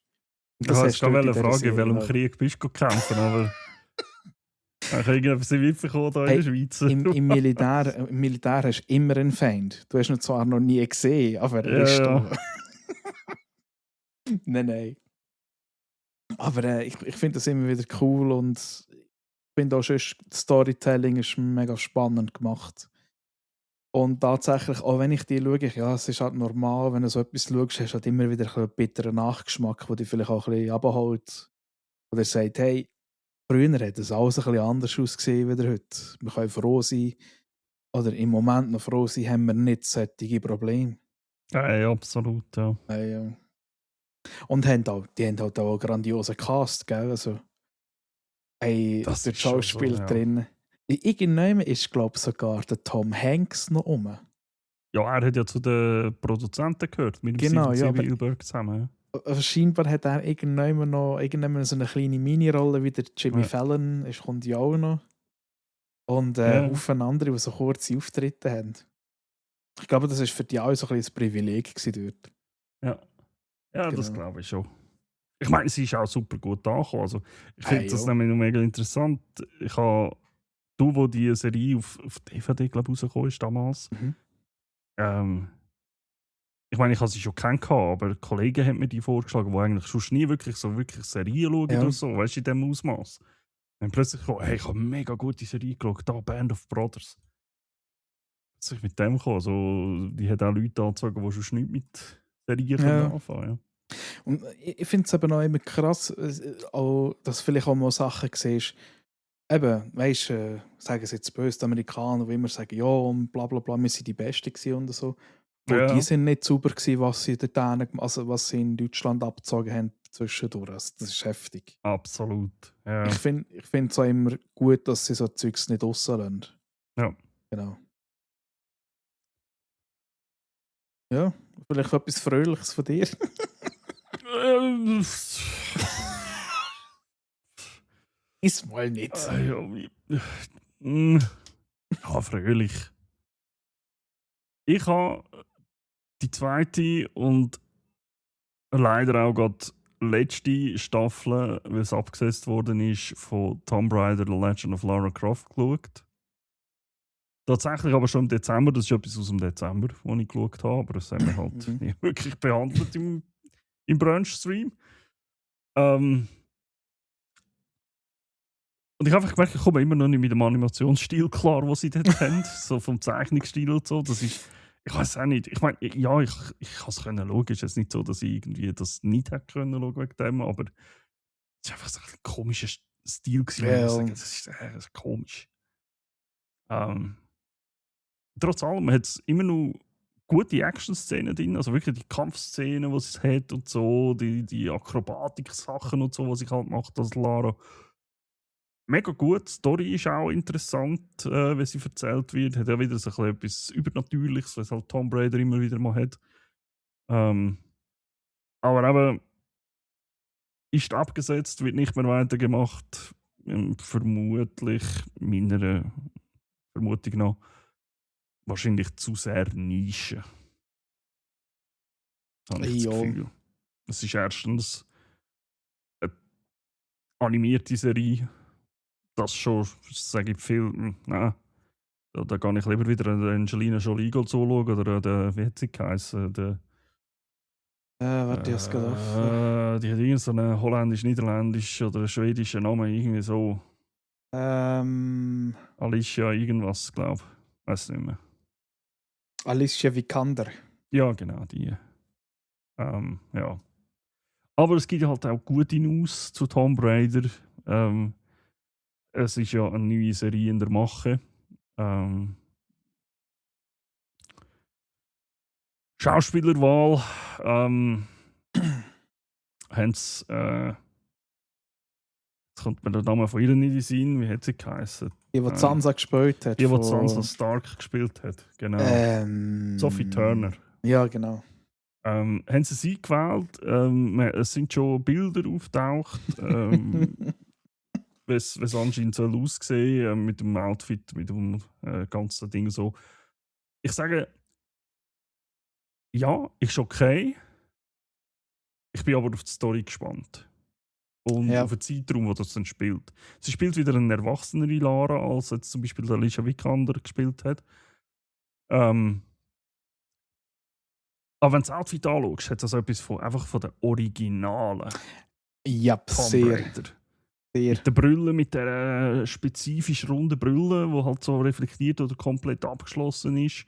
So die Haare, so alles zusammengebunden hinten runter, die ganze... So das Zöpfchen und so, ja. Aber das ist so wirklich ein distinktives erst, Echt zweit, dritt Tomb Raider Ding. Ja. Darum bin ich... Man hat noch nicht mehr gesehen, natürlich. Es ist ja als erstes zum Anlaufen. Aber ja. Und noch zu erwähnen, Tomb Raider. Sorry, dass ich so viel über Tomb Raider spiele, aber es ist einfach so etwas, was ich halt seit Kindheit gerne gespielt habe. Easy. Es kommen 2 Games in den nächsten 2 Jahren. Es ist zwar schade, ich mache jetzt die Survivor-Reihe nicht mehr weiter. Aber ich freue mich nichtsdestotrotz auf die 2 Spiele. Das eine ist ja so wesentlich eher ein, ich sage nicht gerne Remake, es ist eine Neuinterpretation von den ersten. Sage ich immer, weil das Remake wäre halt, du nimmst das und baust das Gleiche noch eins. Und dann kommt das Ganze Neues. Und ich freue mich auf beide tatsächlich. Ich freue mich, neue Interpretation zu spielen und auch das Neue, das dann nächstes Jahr rauskommt.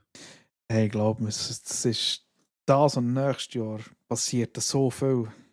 Es wird heftig. Ja. Vor allem in der Nerd-Szene. Jetzt haben wir eigentlich gesagt und haben nicht mehr so viel über Games, aber wir reden immer wieder über die verdammten Games. Ja, aber es ist halt ja, ein Teil von unserem Leben. Das ist schon so, ja. Also eben, wahrscheinlich wird ich gleich mal auch wieder über Sachen schnurren, wo ja, weil das Jahr haben wir viel Jubiläum, nächstes Jahr haben wir auch ein Jubiläum. Nächstes Jahr haben wir ein wichtiges Jubiläum, finde ich. Ich bin auch schon gespannt auf das Jahr. Alles. Ja. Genau. Ja. Aber ja, genau meine letzte Serie, die habe ich am Samstag angefangen schauen. Und bist schon fertig? Ich bin jetzt bei Staffel 4 von 8. Wobei, ich muss sagen, es ist ein Anime. Darf ich raten? Haben wir den gleich angefangen? Die Episoden gehen etwa 20 Minuten lang. Das ist normal, ja. Aber ja. Oder vielleicht auch nicht, ich weiß es nicht. Verrat mal, um was geht es bei ihm? Viel Wasser.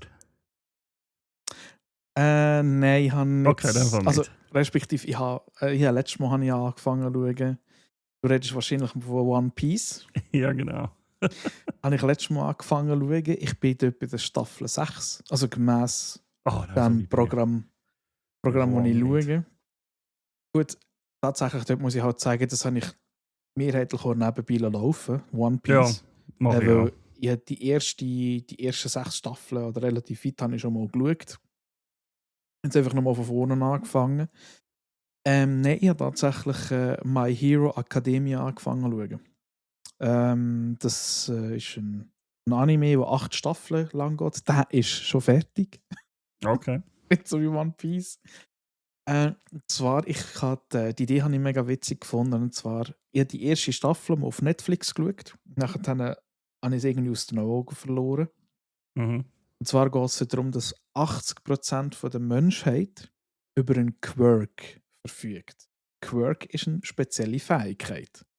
Das kann sein von Feuer spucken, Eis manipulieren, bis hin zu, ich kann Kameraobjektiv aus meiner Haut fahren und kann Fotos machen. Also wirklich völlig Okay. geiles und insanes Zeug. Und genau, es gibt dort halt eben eine Heldenakademie und es gibt gibt halt Gut und Böse, so ein bisschen das. Mhm. Tatsächlich, was ich mega cool gefunden habe, ist, dass der Autor von dieser Geschichte ein mega Fan auch war von Star Wars und am Bösewicht extra so eine dunkle Maske gegeben hat und so. Das ist ganz cool.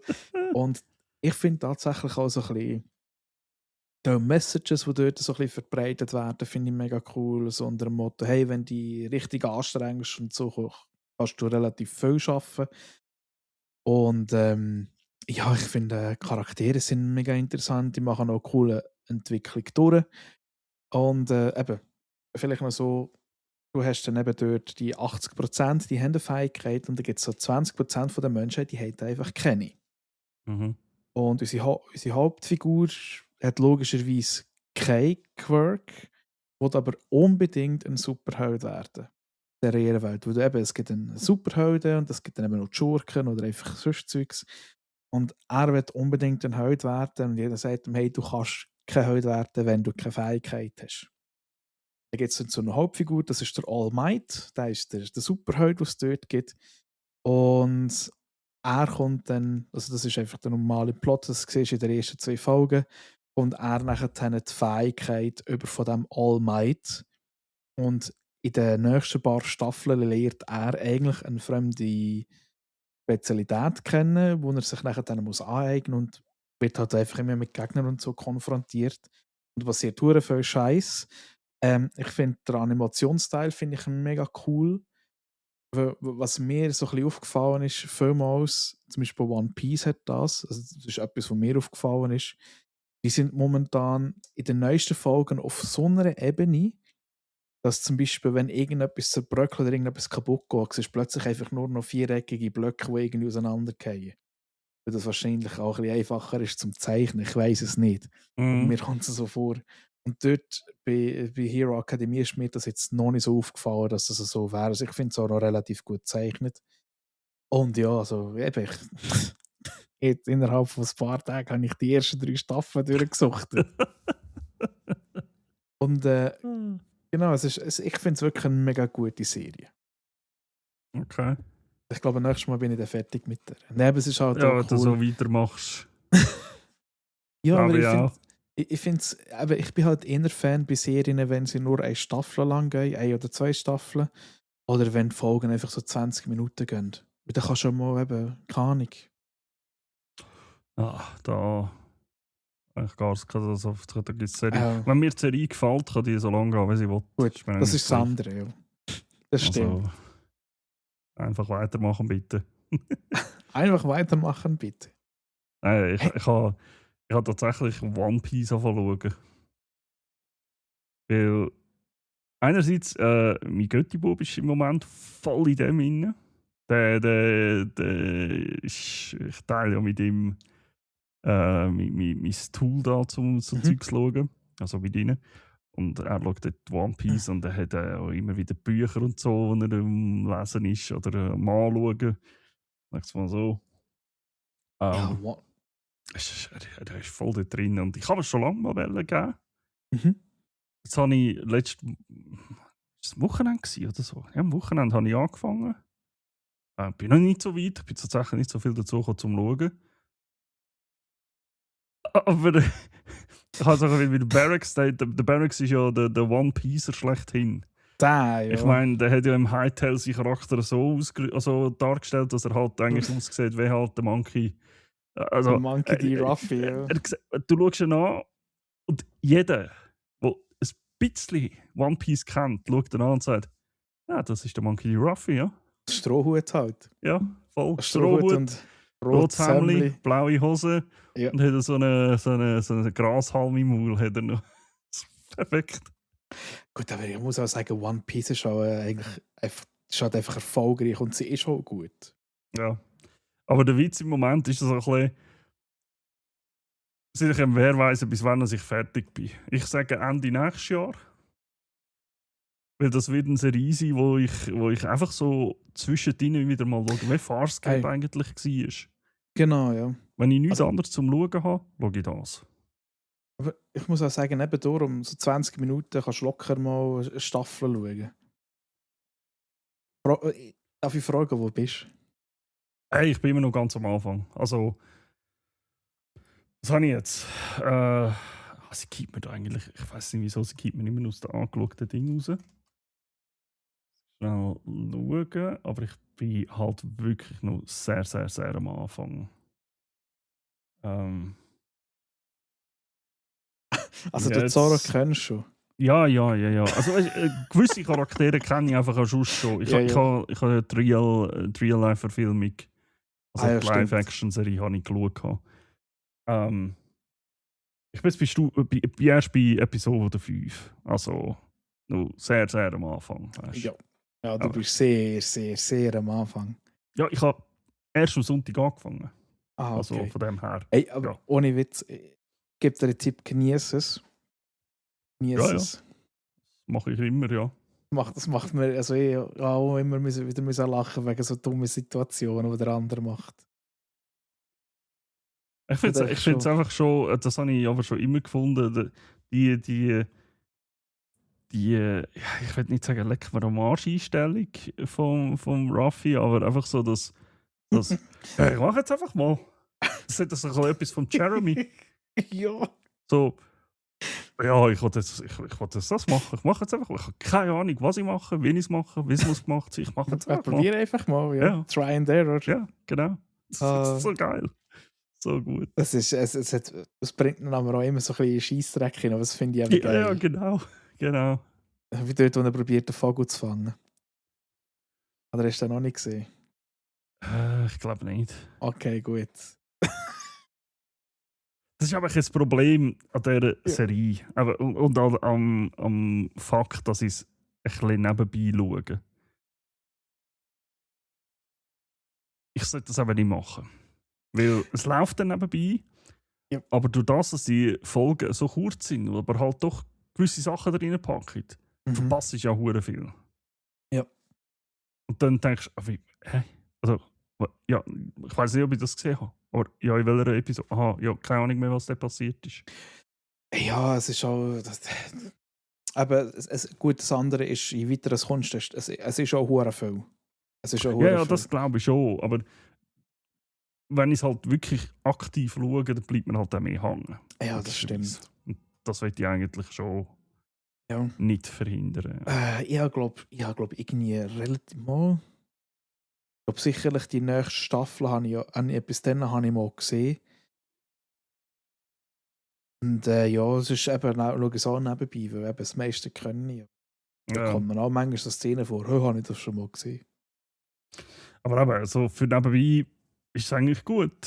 Ich meine, es steht jetzt, ich glaube, ja, heute könnt ihr jetzt eigentlich einfach schauen. Könnt ihr Fallout schauen, wie sie komplett ist.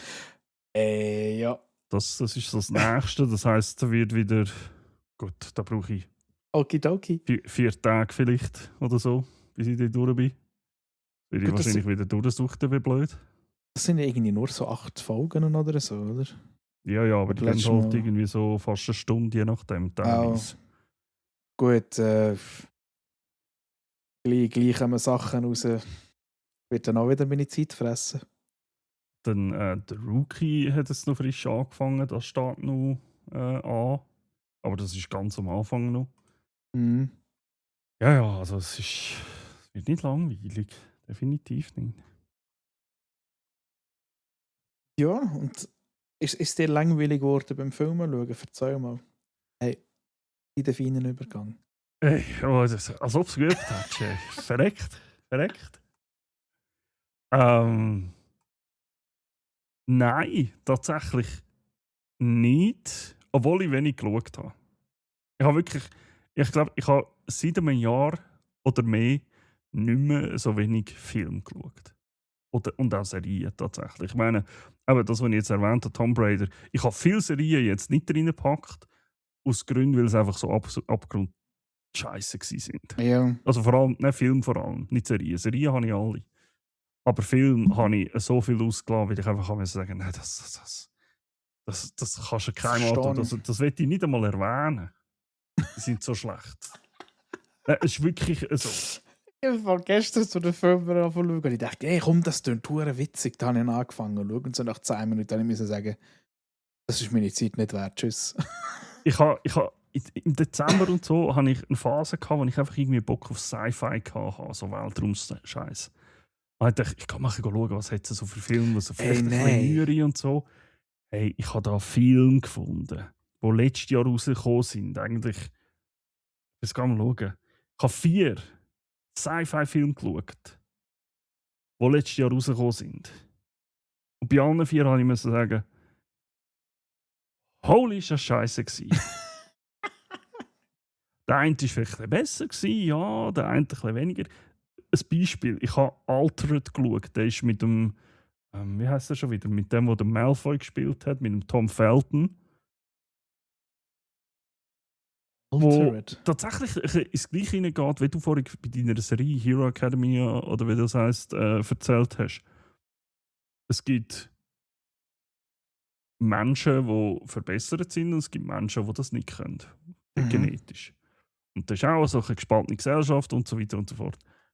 Und da habe ich gedacht, oh, das klingt verdammt geil, das klingt mega interessant. Ey, mir ist jetzt Geschichte eingeschlafen dabei. Also nein. Selten einen Film gesehen, der so vorhersehbar war. Ja, eben, so Zeugs gibt es halt. Nein, das ist wirklich.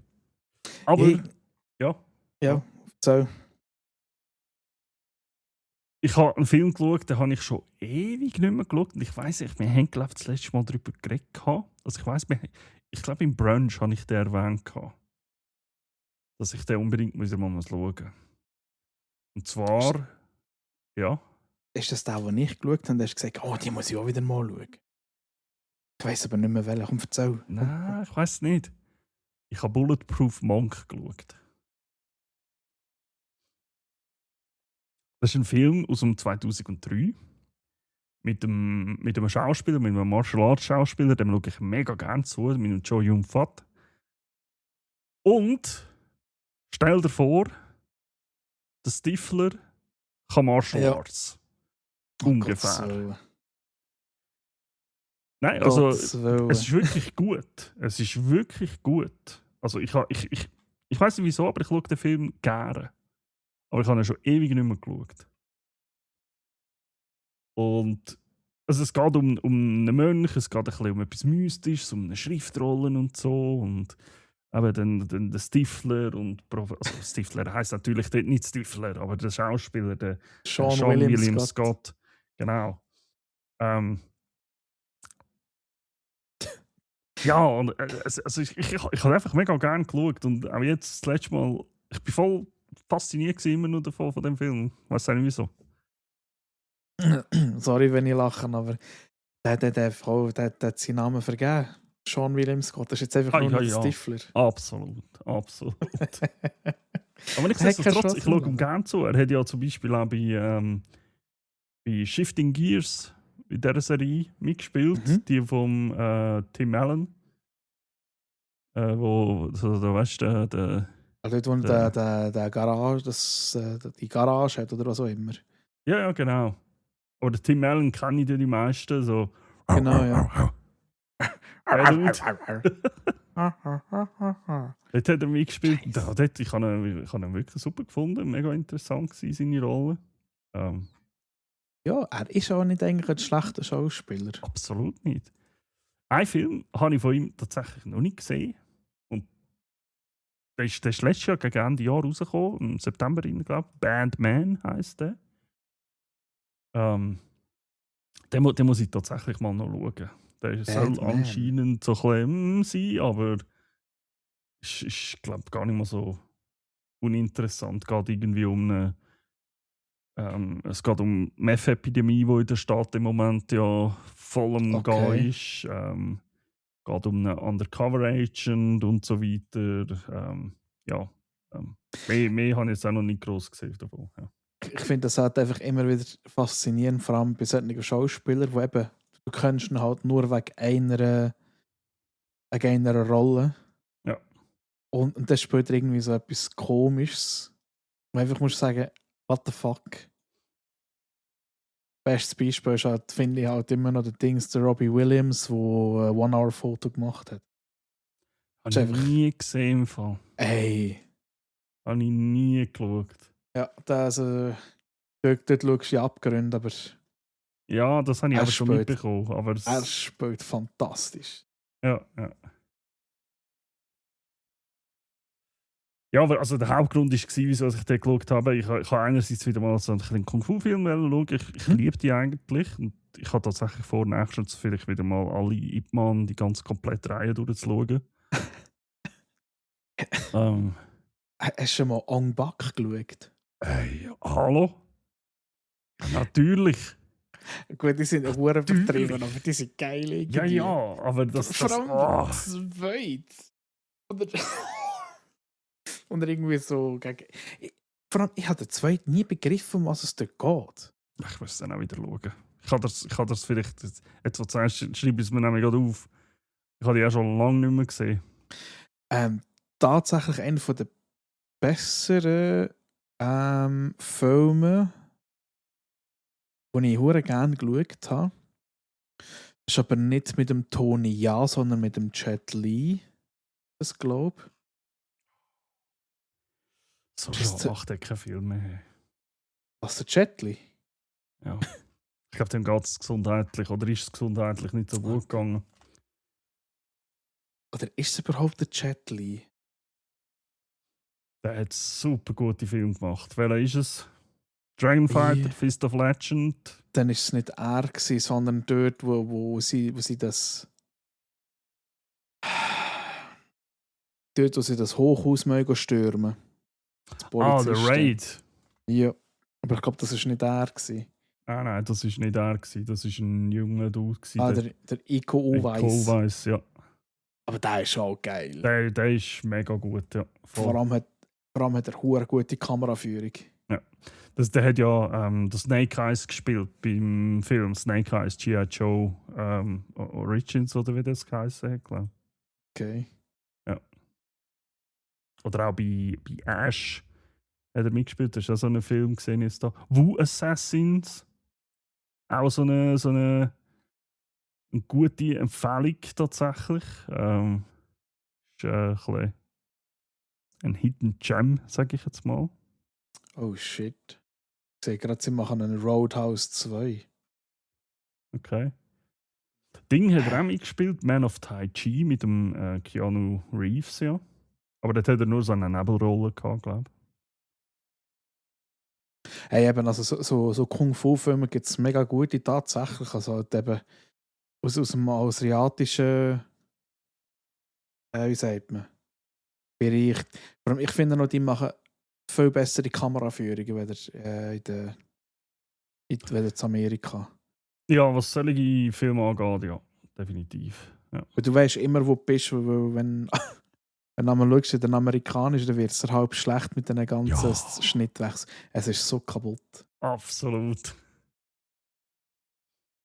Und mir denkt, also ich weiß nicht, ob es Alter ist, aber ich sehe aber noch Filme heutzutage, wo ich als Kind ohne Problem geschaut habe und heute denke ich mir so, what the fuck passiert dort? Oh mein Gott. Ja, was hast du als nächstes? Hey, ich habe 5 Filme auf dem Programm, aber Gee, Ronimo. ich tue jetzt gerade 2 tue ich mal zusammen. Weil die Lisa hat unbedingt mal folgende Filme schauen. Five Nights at Freddy's. Da Oh, gibt es okay. jetzt 2 Filme. Ja. Ja, also grundsätzlich, ich habe die Filme mega cool gefunden. Ist aber für mich nicht unbedingt ein Horror, sondern eher so eine Gruselgeschichte. Mhm. Für die es nicht kennen, Five Nights at Freddy's ist ein Videospiel, wo rausgekommen ist, wo du eigentlich ist das ein Kind, also ein verlassene Kinder, ja, also ein Kinderparadies gehst überwachen und zur Nacht gibt es so Animatronics, die sich in dein Büro bewegen und wenn sie dich verwünschen, besteht. Es ist eigentlich immer so wie so ein Zeitung-Lesespiel. Wenn du nicht hinschaust, dann kommen sie näher.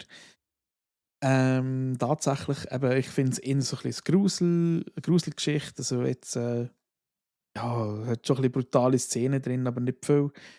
Ich finde es so cool, sie gehen schon recht auf die Story ein. Cool finde ich natürlich auch den Cast. Sind 2 Schauspieler, die ich eigentlich mega gerne sehe. Der Josh Hutcherson, den kennt man aus Tribute von Panem. Oder auch anderen Filmen, vor allem so ein bisschen jugendliche Sachen. Ja, ich Also, weiss, es gibt einen Film, wo er richtig kaputt ist. ich rede nicht von einem Film, Sondern, ich rede von einer Serie. Jetzt muss ich aber gerade schnell schauen, wie sie heisst. Ich habe es gerade vergessen. also für die ihn nicht kennen, hat ganz, ganz viele so Kinderfilme gemacht. Einer, den ich auch noch gerne schauen würde, aber der irgendwie auch mega traurig ist Brücke nach Terabithia. Oder, genau, also ja, er hat auch so ein bisschen Trash-Movies gemacht. Wie da einer geheissen hatte, so das Jumanji im Weltall hat das geheissen. Oh, wie hat das geheissen? Da, Zatura. Zatura. Ja. Ja, das habe ich aber noch irgendwie noch geil gefunden. Ja, voll. Das ist noch relativ cool. Und es ist auch einer, der sich überhaupt nicht ernst nimmt, manchmal. Genau aus dem Grund. Ich kann jedem, wo man einfach eine witzige, trashige Serie schauen will, kann ich einfach Future Man empfehlen. Ist das dort, wo er durch die Zeit kann reisen Wo er durch die Zeit einfach reist. So irgendwie. Ich weiss, es ist schon lange her, wo ich sie geschaut habe. Aber Future? Okay, merci vielmals. Ich schau, habe glaub, die schau schon die im Fall. Ewigkeiten geschaut. Schau die mal. Ich sag dir, da gehst du kaputt im Fall. Ich habe nur mal eine Szene gesehen, wo er glaub, von einer muss ein Safe-Code bekommen. Ja. Und er hat, glaube ich, irgendwie so einen Ring. Und irgendwie, er hat irgendwie so etwa 70 oder 100 Versuche, bis er den Safe aufgeknackt hat, ohne dass er sie muss umbringen oder ohne dass er sie aus Versehen umbringt. Ey, die Okay, Serie, das ist die kommt bei mir so. gerade auf die Liste. Oh Mann, ey. Future Man. So geil. Hey, ja, eben, und tatsächlich Five Nights at Freddy's hat eigentlich eben Josh Hutcherson spielt mit und der Matthew Lillard. Für die nicht kennen, eher als Shaggy von Scooby-Doo, also eine Realverfilmung, oder der Dude von Scream. Ja, ja. Ich mag den, der spielt auch eine mega coole Rolle dort drin. Also ein bisschen wüste Rollen, aber ja. Und eben die Geschichte geht darum, er ist ein arbeitsloser Typ. Also der Dings, Josh Hutcherson, hat seine Schwester, die er muss, durchfüttern. Und ja, tatsächlich wird er jede Nacht heimgesucht von einem Traum, wo er sieht, wie sein Bruder entführt worden ist und er klein war. Er probiert eigentlich immer mit dem, dass er eigentlich zurück in den Traum geht, herauszufinden, wer hat seinen Bruder entführt. Und aus irgendeinem Grund kommt er dann von seiner Arbeitsstelle, nachdem er irgendeinen Dude im Walmart verprügelt hat, kommt er nachher dann dort in das Five Nights at Freddy's. Und dort trifft er eben auch auf die Animatronics. Das sind so Roboter, ähnliche Figuren, wo halt so, ja, es sind halt Tiere, irgendein Bär, es ist ein Huhn, ein Fuchs und sonst noch etwas. Das Krasse finde ich, gemäss meinen Informationen sind das wirklich Roboter und nichts oder fast nichts ist CGI. Diesen Dinger. Okay. Also es sind wirklich Figuren, wo entweder Menschen drinnen sind oder man hat sie können bewegen. Weil mir hat es schon gedacht, als ich den Film geschaut habe, ich dachte, irgendwie ist das fast zu krass für CGI. Und ich bin mir zu 100% sicher gewesen, die haben dort wirklich solche Figuren hergeschaut. Das hat mir nochmal einen grösseren Gang gegeben, zu müssen sagen, das ist ein geiler Shit. Ich meine, ja, warum? Ich meine, schau mal, was Disney in ihren Parks macht, weißt du? Ja. Mit den Robotern und alles. Also. Ja, eben, oder gehst du mal nach Japan, die haben ja jetzt den Pokémon Park aufgetan. Völlig insane. Völlig insane. Und tatsächlich, ich hatte noch immer so, also mit Nummer 5 lebt und das ist ja auch so, alles mit Robotern. Und ich finde so Zeugs mega krass, wenn du so denen zuschaust, wie sie die Roboter basteln, wie sie die Köpfe bewegen. Tatsächlich, ich weiß nicht, hast du als Jugendlicher Sabrina total verhext geschaut? Zwangsweise, weil meine Schwester das alle geschaut hat, ja. Aha, gut, okay. Ich habe das schon einmal gerne geschaut. Nein, ich habe also auch das Einzige, was ich gern, ist jetzt übertrieben, aber wo ich alle interessiert war dran am Schauen, ist da dieses Zeug gewesen, Charmed. Ja, genau. Ja. Meine Schwester ist absolut. Das war alles für sie, nur Charmed. Für mich ist das so eine Jugendcrush. Okay. Also Sabrina total verhext. Und halt, der Kater ist geil, der Salem. Und der ist tatsächlich auch so Roboter, auch so ein Roboter gewesen. Das war mega krass gewesen. Ja, gut, ja. Wo man dann auch sieht, von Staffel zu Staffel wird er besser, oder? Das ist fantastisch.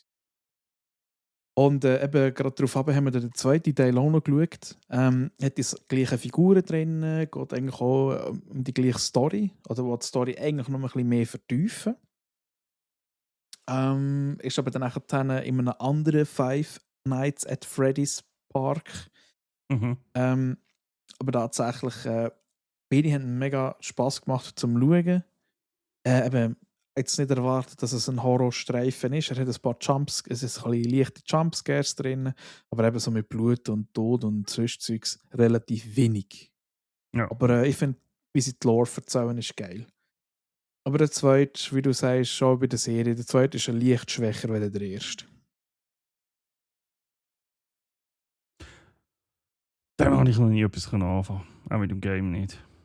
Ja, das ich auch nicht. Aber ich habe den Trailer gesehen zu Five Nights at Freddy's und da muss ich sagen, also ich finde es nicht schlecht für ein Game für Filme. Ja, es ist einfach nicht mein Geschmack. Also einfach, die Games sind nicht mein Ding gewesen.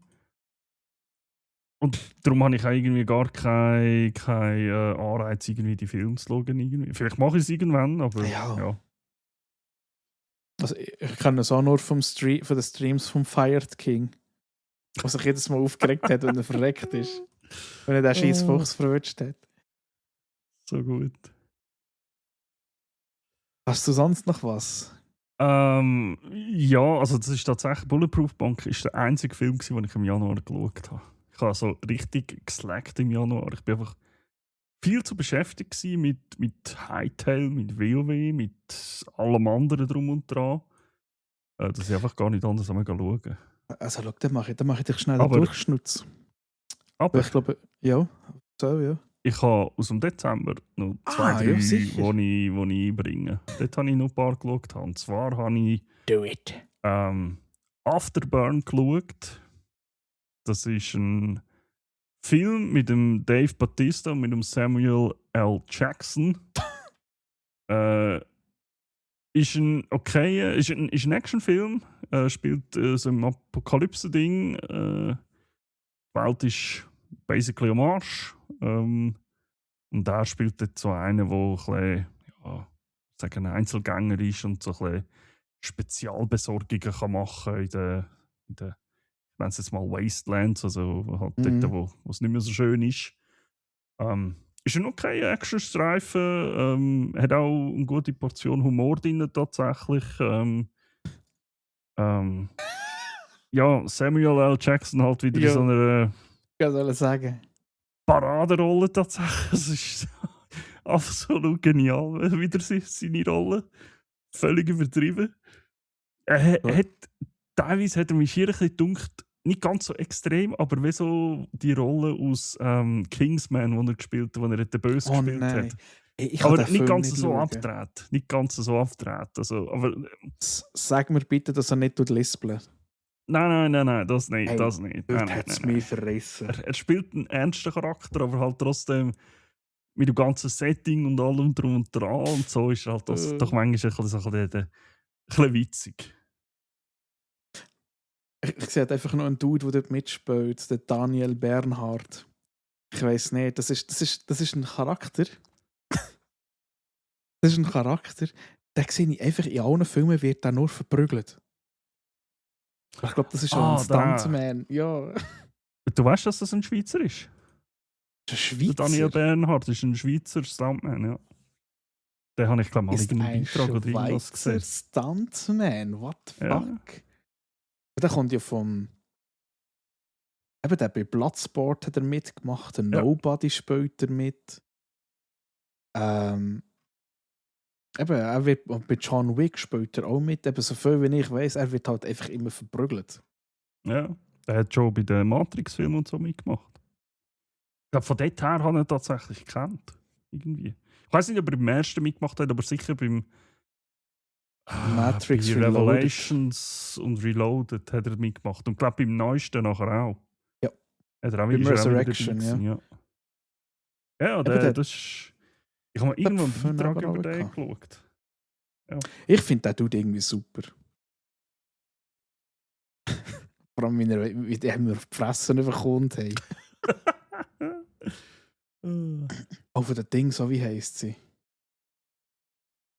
Dummy. Ist das Sharon Stone, wo ein Mensch so verlatzt gibt? Boah, ich weiß doch nicht. Ich glaube schon. Nein, aber Atomic also Blonde, ja. Der Film, also Afterburn, den könnt ihr ruhig mal schauen. Eine Schlange. Wenn ihr einfach so Bock auf einen kurzweiligen Actionfilm habt, einfach, wenn das gibt es ab und zu, wenn einfach irgendetwas explodieren, töten und schnell und weiss ich was und trotzdem ein bisschen Humor, dann ist es kann man dort tatsächlich schauen. Gar nicht mal so schlecht gewesen, ja. Let's go. Ich habe nachher noch immer, ja. 3. Obwohl 2 will ich ganz kurz behalten. Also. Okay, dann habe ich auch noch 3 und davon nehme ich einen an, den hast du auch schon gesehen. Ich habe dich darum gebeten, dass du nichts von dem erzählst, bis ich ihn gesehen habe. Und zwar habe ich mit meinem Bruder zusammen Tron Ares geschaut.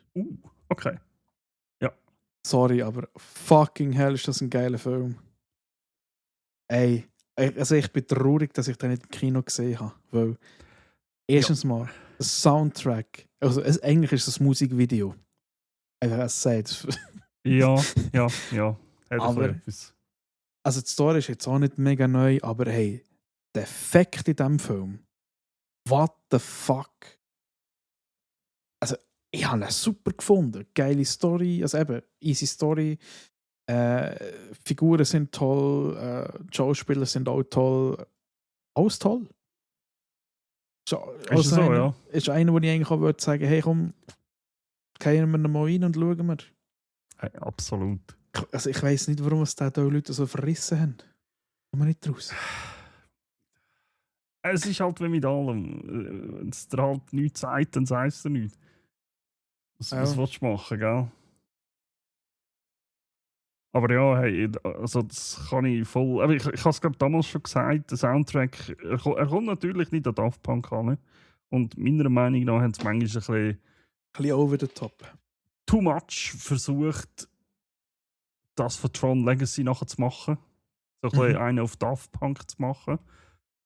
Aber heisst nicht, dass er schlecht ist. Absolut nicht. Er ist absolut top, der Soundtrack, passt zum Film. Aber Jared Leto meiner Meinung nach in einer absolut geilen Rolle. Yep. Also richtig nice. Richtig ich freue mich so. Seit ich weiss, dass er noch... dass er eine andere Figur spielt. Ja, noch ganz ein anderes Ding, das ich nachher noch schnell, weil wir jetzt bei den Filmen sind. Ja. Aber ja, erzähl, oder bist du fertig? Oder erzähl weiter. Oder? Also ich würde eigentlich gar nicht mehr darüber reden. Also, eben, es ist ein toller Film und zieht nach da rein. Cool wäre, wenn ihr die ersten 2 Tron-Filme gesehen hättet. Damit ihr ein bisschen wisst, um was es geht. Es hat ja schon Ja, einen Punkt, wo ja. du musst sagen, hey, wer ist der alte Sack, der dort kommt? ja, absolut. Warum und so. Und auch der Schluss macht sehr viel Sinn. Ja. Habe ich cool gefunden. Ja, aber ja, stimmt. Also, ich meine, du kannst jetzt zwar schauen, wenn du die ersten 2 nicht gesehen hast, aber du wirst dich aber einfach fragen, wer ist das oder über was redet sie jetzt da plötzlich oder so. Manchmal, wo halt so aus den ersten 2 Filmen ein bisschen erklärt werden. Ja, voll. Vielleicht, was ich ganz geil gefunden habe, das hat mir mein Bruder noch ein bisschen aufgeklopft, ist so ein bisschen der Aspekt, wie wir mit KI je nachdem umgehen. Das ist so geil. Es gibt einen Satz, wo also er sagt an einer KI, fang die, egal mit was für Mittel. Und genau dieser Satz, der hat einfach alles kaputt gemacht. Weil du kannst der KI nachher nicht mal sagen, du hast einen Fehler gemacht. Sondern wenn du das an einer KI sagst und sagst, hey, egal mit allen zur Verfügung stehenden Mitteln, klar kommt sie dann nachher her und baut einen verdammten Huren Flugpanzer. Ja, genau. Das war so geil gewesen. Hey, ich finde es so schade, hast du den nicht im Kino können schauen. Ich habe den, ich glaube, wir sind ja sogar IMAX 3D schauen, der Kollege und ich extra wegen dem. Das war so bombastisch gewesen, wenn du, oder ist es echt nur IMAX gewesen? Das kann sein, ich weiß nicht mehr. Oh, langt. Aber ich bin von der Leinwand gehockt, dann kommt das hure Ding auf dich zu und dachte, oh yes! Jetzt sicher wieder mal Möglichkeiten. Hey, hoffentlich. Da ging ich sofort wieder schauen. Yes. So, ich habe fertig. Also, ich habe jetzt aus der Moderne kommen wir wieder zurück zu den Western, wenn wir heute schon mal gewesen sind. Ich habe Rust geschaut. Das ist der Film, der leider aufgrund von einer Tragödie sehr lang in den Medien war, weil dort ja leider eine Kamerafrau ums Leben gekommen ist, während der Aufnahmen damals. Darum hat es auch ein bisschen lang gedauert, bis er dann gekommen ist, schlussendlich. Aber der ist released worden letztes Jahr, ja, mit die Jahr irgendwann rum. Und ich habe mir den geschaut. Unter anderem aus dem Grund, Alec Baldwin spielt mit. Ich finde das ein super toller Schauspieler.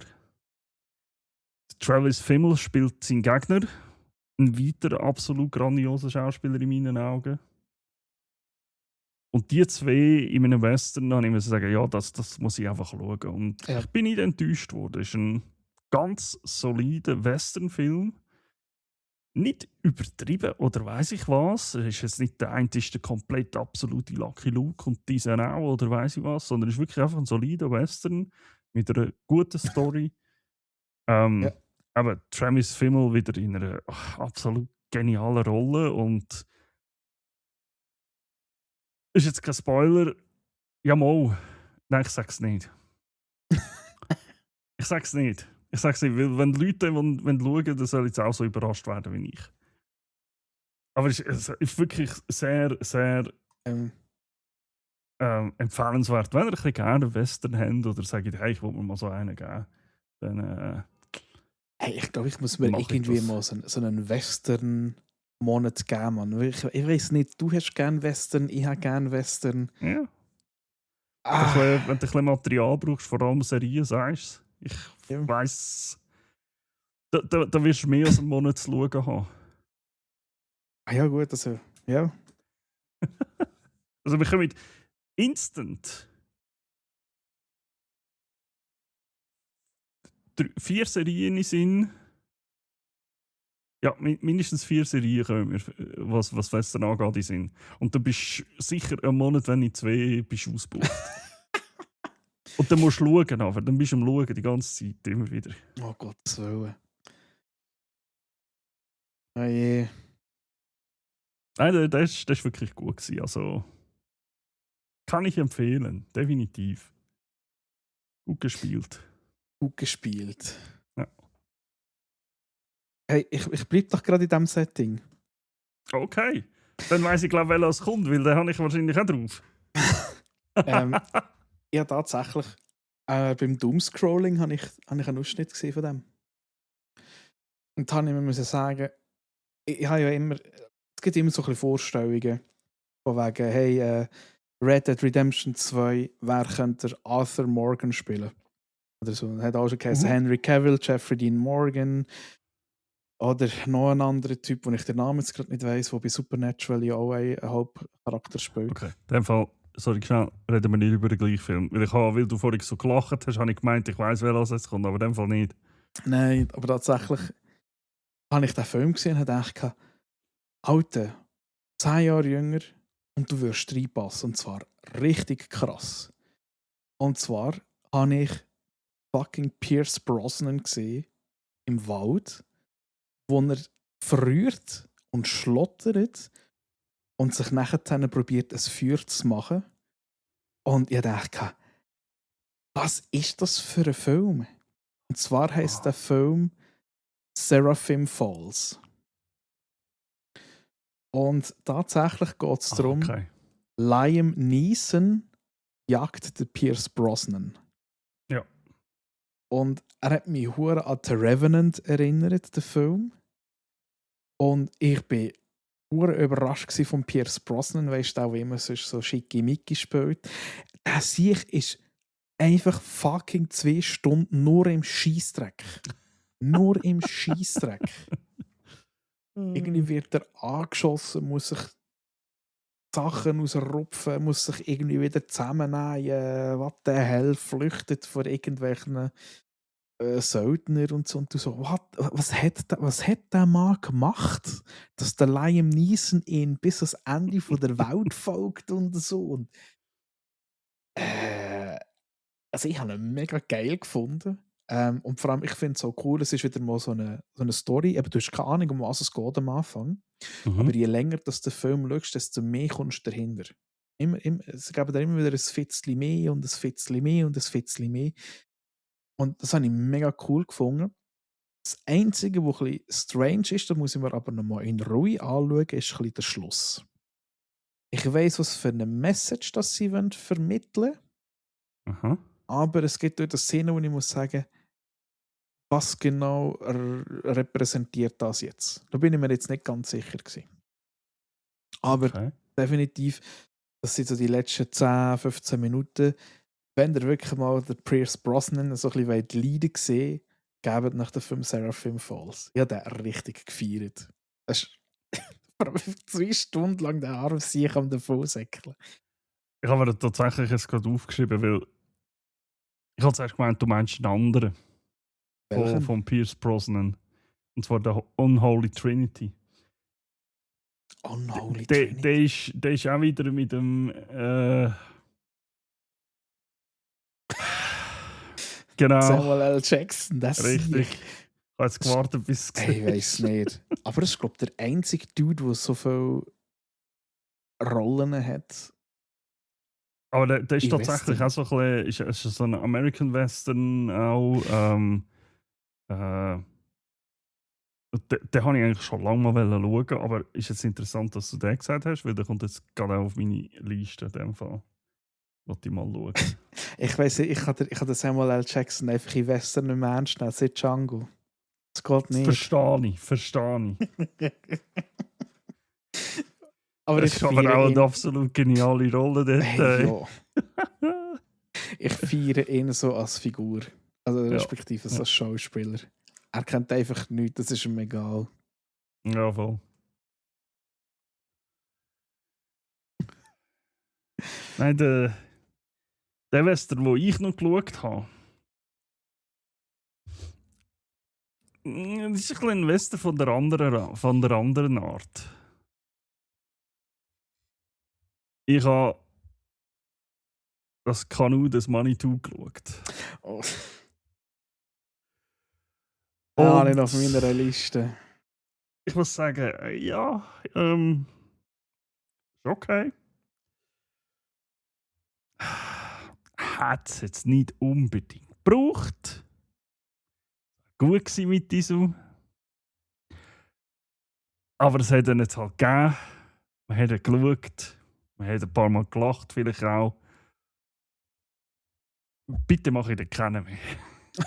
So in dieser Art und Weise einfach. Ja, ich glaube, es haben viele gesagt, er sei für deutsche Verhältnisse ein mega guter Film, aber Absolut. Ja. der Humor sei wahrscheinlich sehr eingeschränkt. Das, aber sie nehmen jetzt genau den Punkt eben auch hoch. So im Sinne von, der andere will etwas sagen und dann kommt dieser und sagt, das sagen wir heute nicht mehr. So irgendwie in dieser Art, ich weiß auch nicht mehr ganz genau, aber so in dieser Art und Weise, aber sie nehmen jetzt auch ein bisschen hoch, genau den Punkt. Aber ja, du hast natürlich damals mit der Shoot des Manitou halt schon andere Art und Weise von Film können machen, gesellschaftlich gesehen schon, als heute. Ist auch völlig verständlich. Ja, Ja, auf jeden Fall, ja. Aber jetzt, trotzdem, abgesehen von dem, hat es nicht gebraucht. Es wäre okay gewesen. Es ist schön, sie haben es nochmal einen gemacht. Mhm. Dass man die Charaktere und so und dann die Schauspieler halt nochmal, wir haben ein bisschen lachen drüber. Ja, aber es ist jetzt auch gut. Man kann es sein lassen. Ja. Genau. Aber das ist, glaube ich, immer so. Vor allem eben, es ist halt wirklich sehr schwieriges Gelände dort. Ja. Willst du noch etwas dazu sagen? Nein, das ist aber einer von denen, wo ich wenig dazu zu sagen habe. Okay, dann sagt dir jetzt mein letzter Film. Ich mache mal ein Ratespiel draus. Oh, jetzt?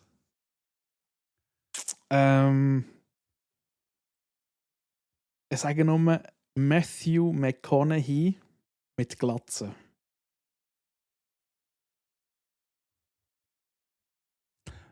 Matthew McConaughey mit Glatze? Mhm, und verdammt parat. Matthew McConaughey. Ich sehe den Matthew McConaughey im Moment einfach nur bei Gentlemans, wo er halt den Gangster spielt. Nein. McConaughey mit Glatze und voll parat. Ich gebe dir noch einen weiteren Hinweis. Dann weisst du es. Eine Frage. Habe ich den Film gesehen? Weißt du das? Das weiss ich nicht, ob du den gesehen hast. Okay. Aber ich gehe mal sehr fest davon aus. Ich sage noch weiter. Er verprügelt den Christian Bale.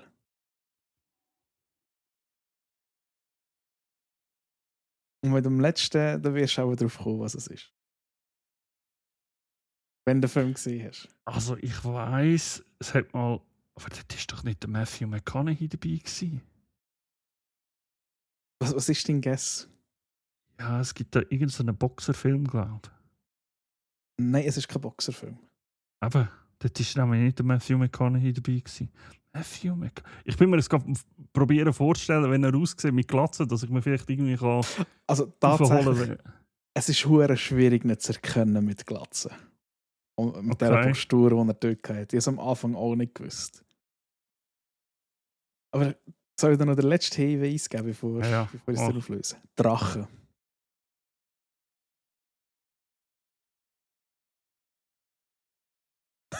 Oh, warte. Ah, Mann, warte. Ich habe ihn vor den Augen.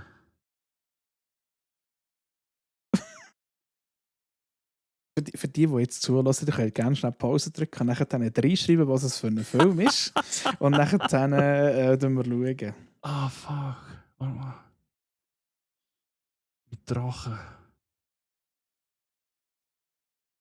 Ist schon ein bisschen ein älterer Film, also älter. Ja. Kommt mir im Fall nicht in den Sinn, aber ich glaube, ich habe vor dem inneren Auge, wie der Christian Bale dort in diesem Film aussieht. Meinte ich, bin aber nicht sicher. Der Gerard Butler spielt, glaube ich, auch mit. Ja, das spielt auch mit.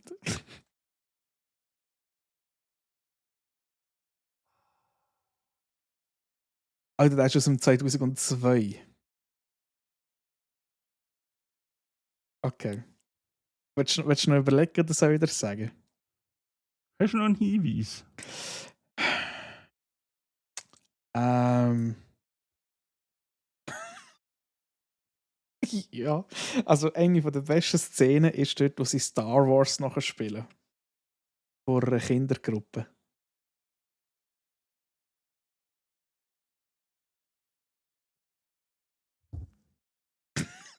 Wait, what? Okay, da bin ich völlig am falschen Ort gewesen, in dem Fall. Sie spielen jetzt Star Wars nachher Ja. vor einer Kindergruppe. Ja.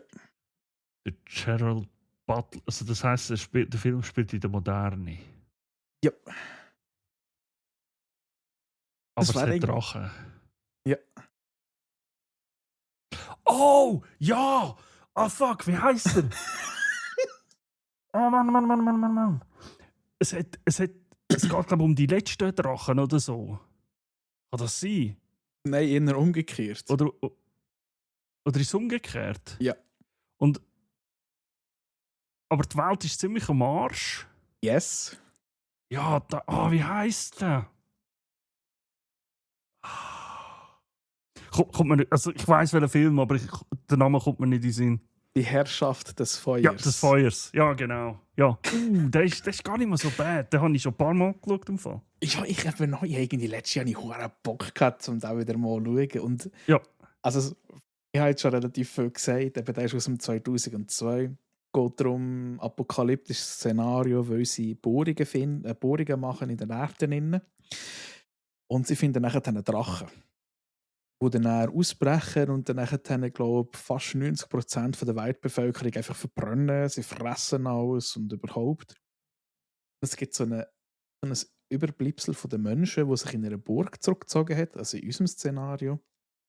Das ist der Christian Bale, ist von denen der Anführer. Und tatsächlich, das ist der Matthew McConaughey. Und eben ohne Witz, ich hatte den noch nie in keinem Film, glaube ich, so parat wie dort. Jawohl. Und der Matthew McConaughey kommt dann nachher mit einer Armada von Militaristen. Und ich finde auch den Namen geil, den er hat. Also, warte jetzt, auf Deutsch. Er heißt Denton Van Zandt. Ja, genau. Und er ist ein Drachentöter. Und es ist. Alter, vor allem der hat so einen starren Blick drauf. Das ist wirklich. Er tötet dich mit diesem Blick. Der macht dich einfach kaputt. Und ich weiß nicht, eben, das war 2002. Ich glaube, das ist so. Für alle die, glaube ich, oder für einen Christian, glaube ich, ein grösserer Durchbruch gewesen. Dass mir recht ist. Einer von meinen. Ich habe gemeint, also nein, American Psycho war der von ihm. Aber ich liebe den Film. Ich habe als Kind, ich liebe Drachen. Oder habe ich als Kind geliebt und die hat auch geschaut. Ich glaube, ich hätte gar nicht schauen. Aber wir sind auch beim Kollegen daheim schauen. Und ich habe das so gefeiert, den Film. Fucking Herrschaftsfeuer. Das ist super. Eben ist ein bisschen in die Jahre gekommen, aber tatsächlich finde ich, dass Drachen immer noch mega gut aussehen. Hey, ganz ehrlich, jetzt mal abgesehen von Game of Thrones, wo ich muss sagen, die Drachen sind wirklich richtig geil gemacht gewesen. Früher haben sie, das ist vielleicht eine unpopular Opinion, die besseren Drachen gemacht in den Filmen. Hey, nimm Dragonheart, nimm Eragon und all das. Hey, das sind Filme mit Drachen, wo du mir sagen, das kaufe ich dem ab. Ja. Ja, eben Herrschaft des Feuers so und sonst Zeug. Und, grundsätzlich, mir denkt es, früher hat es, wenn sie sich einfach ein bisschen mehr Mühe gegeben, weil es halt etwas Neues war, um das Beste daraus rauszuholen vielleicht. Ja, und das hat halt früher verhältnismäßig mehr gekostet. Darum hast du vielleicht auch gesagt, hey, wenn wir so viel Geld ausgeben, dann machen wir es richtig. Bei Dragonheart haben sie ja vom Sean Connery Fotos gebraucht. Damit sie nachher dann dem Drachen seine Mimik können nachbauen nach dem Sean Connery. Genau. Ach, den müssen wir auch wieder mal schauen. Ja, voll. Eben so Ritter- und Drachenfilme, das ist einfach. Das ist einfach mies, Mann. eben Herrschaft des Feuers. Ist einfach auch geil. Ich habe so Freude Ja. gehabt, dass ich da wieder mal geschaut habe. Das sind manchmal eben so Filme, das haben wir, glaube ich, im Brunch das letzte Mal gesagt. Du denkst gar nicht mehr daran, dass die gibt. Oder Ja. dass du die so lange nicht mehr geschaut hast. Eben auch Bulletproof Monk. Ja. Ich hatte irgendwie völlig vergessen gehabt und jetzt wieder mal geschaut. Ja. Darum finde ich es immer noch geil. Ich finde es, das hat aber auch ein bisschen mit dem digitalen Zeitalter zu tun. Weil wenn du da mal daheim hockst und deine DVDs anschaust, kannst du vielleicht, hey Scheiße, den Film habe ich auch schon lange nicht mehr gesehen, dann nimmst du ihn wieder raus. Da hast je nachdem, eben, brauchst Netflix. Großteil von meinen DVDs liegt im Keller mittlerweile tatsächlich. Ja, das stimmt auch. Aber viel da. Tatsächlich, du kommst auch viel DVDs oder Blu-rays von Filmen kommst du gar nicht mehr über. Ja, absolut. Absolut. Das Thema ist gegessen, kannst du sagen. Aber wenn wir bei Filmen sind, ich habe ein letztes Ding, aber das mache ich wirklich, das sollte wahrscheinlich an jedem und an jeder bekannt sein und um was es geht. Ich habe mir im Dezember wieder mal Zeit genommen und habe alle Harry Potter Filme geschaut. Einfach, ich habe es schon lange nicht mehr gesehen und habe gesagt, so, zwar schon am ersten angefangen bis zum letzten. Ja. Tatsächlich, ich habe, glaube ich, 3 Tage gebraucht. Oder 4. Hast du den Extended Edition geschaut? Oder? Ja. Gut, die geht, glaube ich, schon 16 Stunden oder so. Ja, aber trotzdem, also ich habe oder sind es 5 Tage? Ich muss auch mal nachschauen auf Truck. Ich weiß gar nicht mehr. Hey, aber tatsächlich, ich schaue auch gerne Harry Potter, aber irgendwie die ersten 2 sind für mich immer noch die schönsten. So ja, es ist halt... Eben, es ist auch wieder etwas Neues gewesen, es war Magie gewesen, es ist Zauberschuh. Ja, nein, nicht mal das, sondern es ist halt fröhlicher, hübscher und nachher wird es ernst. Ja. Nachher wird es halt düsterer. Yes. Das ist halt schon so, ja. Scheinbar 20 Stunden fast. Okay. Ja, das kann sein. Aber ich weiß es auch nicht mehr. Vor allem, ich finde es geil, der längste Teil ist nicht irgendwie der letzte, sondern Harry Potter und der Feuerkelch. Okay. Mit 157 Minuten. Ich habe fast eine Woche gebraucht gesehen. Hey du. Ja. Wie gesagt, also, sind aber eigentlich auch mehr. Es sind mega gute Filme. Ja, absolut. Super Filme. Ja. Und zum Abschluss, ich habe es das letzte Mal im Livestream schon behandelt. Aber es kommt ja ein neuer Supergirl-Film. Oder es kommt ja ein Supergirl-Film. Und es kommt einer. Stimmt, das habe ich gar nicht wirklich gesagt. Ich habe noch eine Serie weitergeschaut, aber das habe ich die im November erwähnt. Dass ich Krypton weitergeschaut oder fertig geschaut habe. Das habe ich gesagt. Das hast du, glaube ich, gesagt, ja. Ja, dass ich Krypton geschaut habe. Und interessanterweise kommt der Charakter dort auch vor. Und zwar geht es um einen Lobo. Ja. Und ich muss sagen, ich finde es richtig geil, dass sie ihm die Rolle gegeben haben. Am Jason Momoa. Das passt perfekt. Der redet schon seit x Jahren davon, dass er mal den Lobo spielen will. Aber er sieht auch aus wie der Lobo. Es passt. Also, es ist ja wirklich nur ein kurzer Ausschnitt in dem Teaser, wo er vorkommt. Ich würde sagen, yes. Kein anderer kann der so spielen. Nee. Das ist perfekt. Perfekt. Eben, wie gesagt, wie wir vorher schon gesagt haben, es kommt so viel Gutes dieses Jahr. Ja. Also, eher hoffen wir schwer, dass es gut wird. Wie gesagt, du hast ja auch letztes Mal geschaut, He-Man gibt es auch einen neuen Film, wo ich auch mega gespannt drauf bin. Ja, voll. Oder Skeletor gespielt wird von Jared Leto. Ja. Das finde ich so geil. Mann. Ja. Ich weiss genau, was mein Bruder jetzt drunter schreiben. Er hofft sich so, dass er den Satz sagt von Meme. Until we meet again. Dann hat er davon säckelt. Ohne Scheiß, ich könnte mir das so vorstellen, weil irgendwie habe ich das Gefühl, viel zu viele Leute nehmen den Trailer oder so viel zu ernst. Und ich habe das Gefühl, der wird einfach so halb noch ein bisschen lustig dargestellt. Auch eben, wenn es ein Comic ist. Ja. Sie sollen es nicht zu fest nehmen, aber. Ja, genau. Aber die haben auch einen geilen Cast, Mann. Jared Leto, Idris Elba, Morena Baccarin.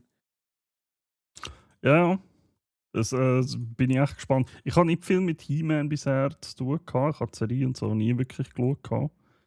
Aber, oder auch Film oder so, ich weiß gar nicht, was alles gibt. Oh, der erste He-Man. Fucking hell, mit dem Dings.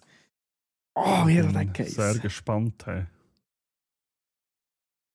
Masters of the Universe Film mit dem fucking Dolph Lundgren und mit dem Skeletor und mit dem. Das ist. Das waren andere Welten gewesen. Aber das ist so, das ist auch so 80s Shit. Hey. Okay. Muss ich auf so Board surfen und mit Laserknarren und weiss Oh, wow. was alles. Aber ja, wir haben das Kind haben wir das so oft geschaut, ich und mein Bruder. Okay. Weil halt einfach geil war. Ich habe nur, wenn ich mal im Fernsehen oder so etwas kam, habe ich mal ein bisschen reingesehen. Aber sonst hat mir das nicht wirklich etwas gesagt damals. Die Serie habe ich da auf Netflix habe ich auch geschaut, die war auch nicht schlecht gewesen, tatsächlich. Ja. Hey, ja. Ey. Ja, wahrscheinlich schon. Kürzeste Folge ever, oder? Ja, ich glaube, es ist schon. Nöch. Hey, aber Ich weiß nicht, ob es die kürzeste ist, aber. Ich muss tatsächlich sagen, ich finde es. Wahrscheinlich die Zuschauer werden sich auch Zuschauer. Also ja, auch Zuschauer. Es ist nicht die kürzeste. Es ist nicht die. Wir haben erst noch eine kürzere gehabt, die nur 2 Stunden 21 gegangen ist. Okay. Da sogar eine, die genau 2. Ah ja, stimmt.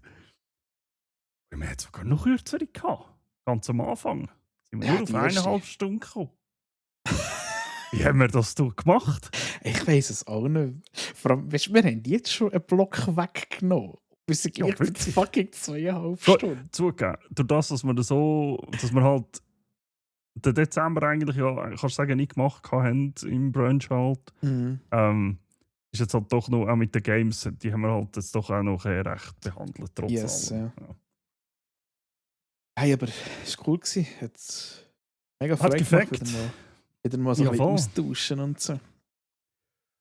Und jeder, der jetzt hier bis dahin gehört hat und noch nicht aufs Plus gedrückt hat, aufs Folgen gedrückt hat bei Spotify, macht das bitte.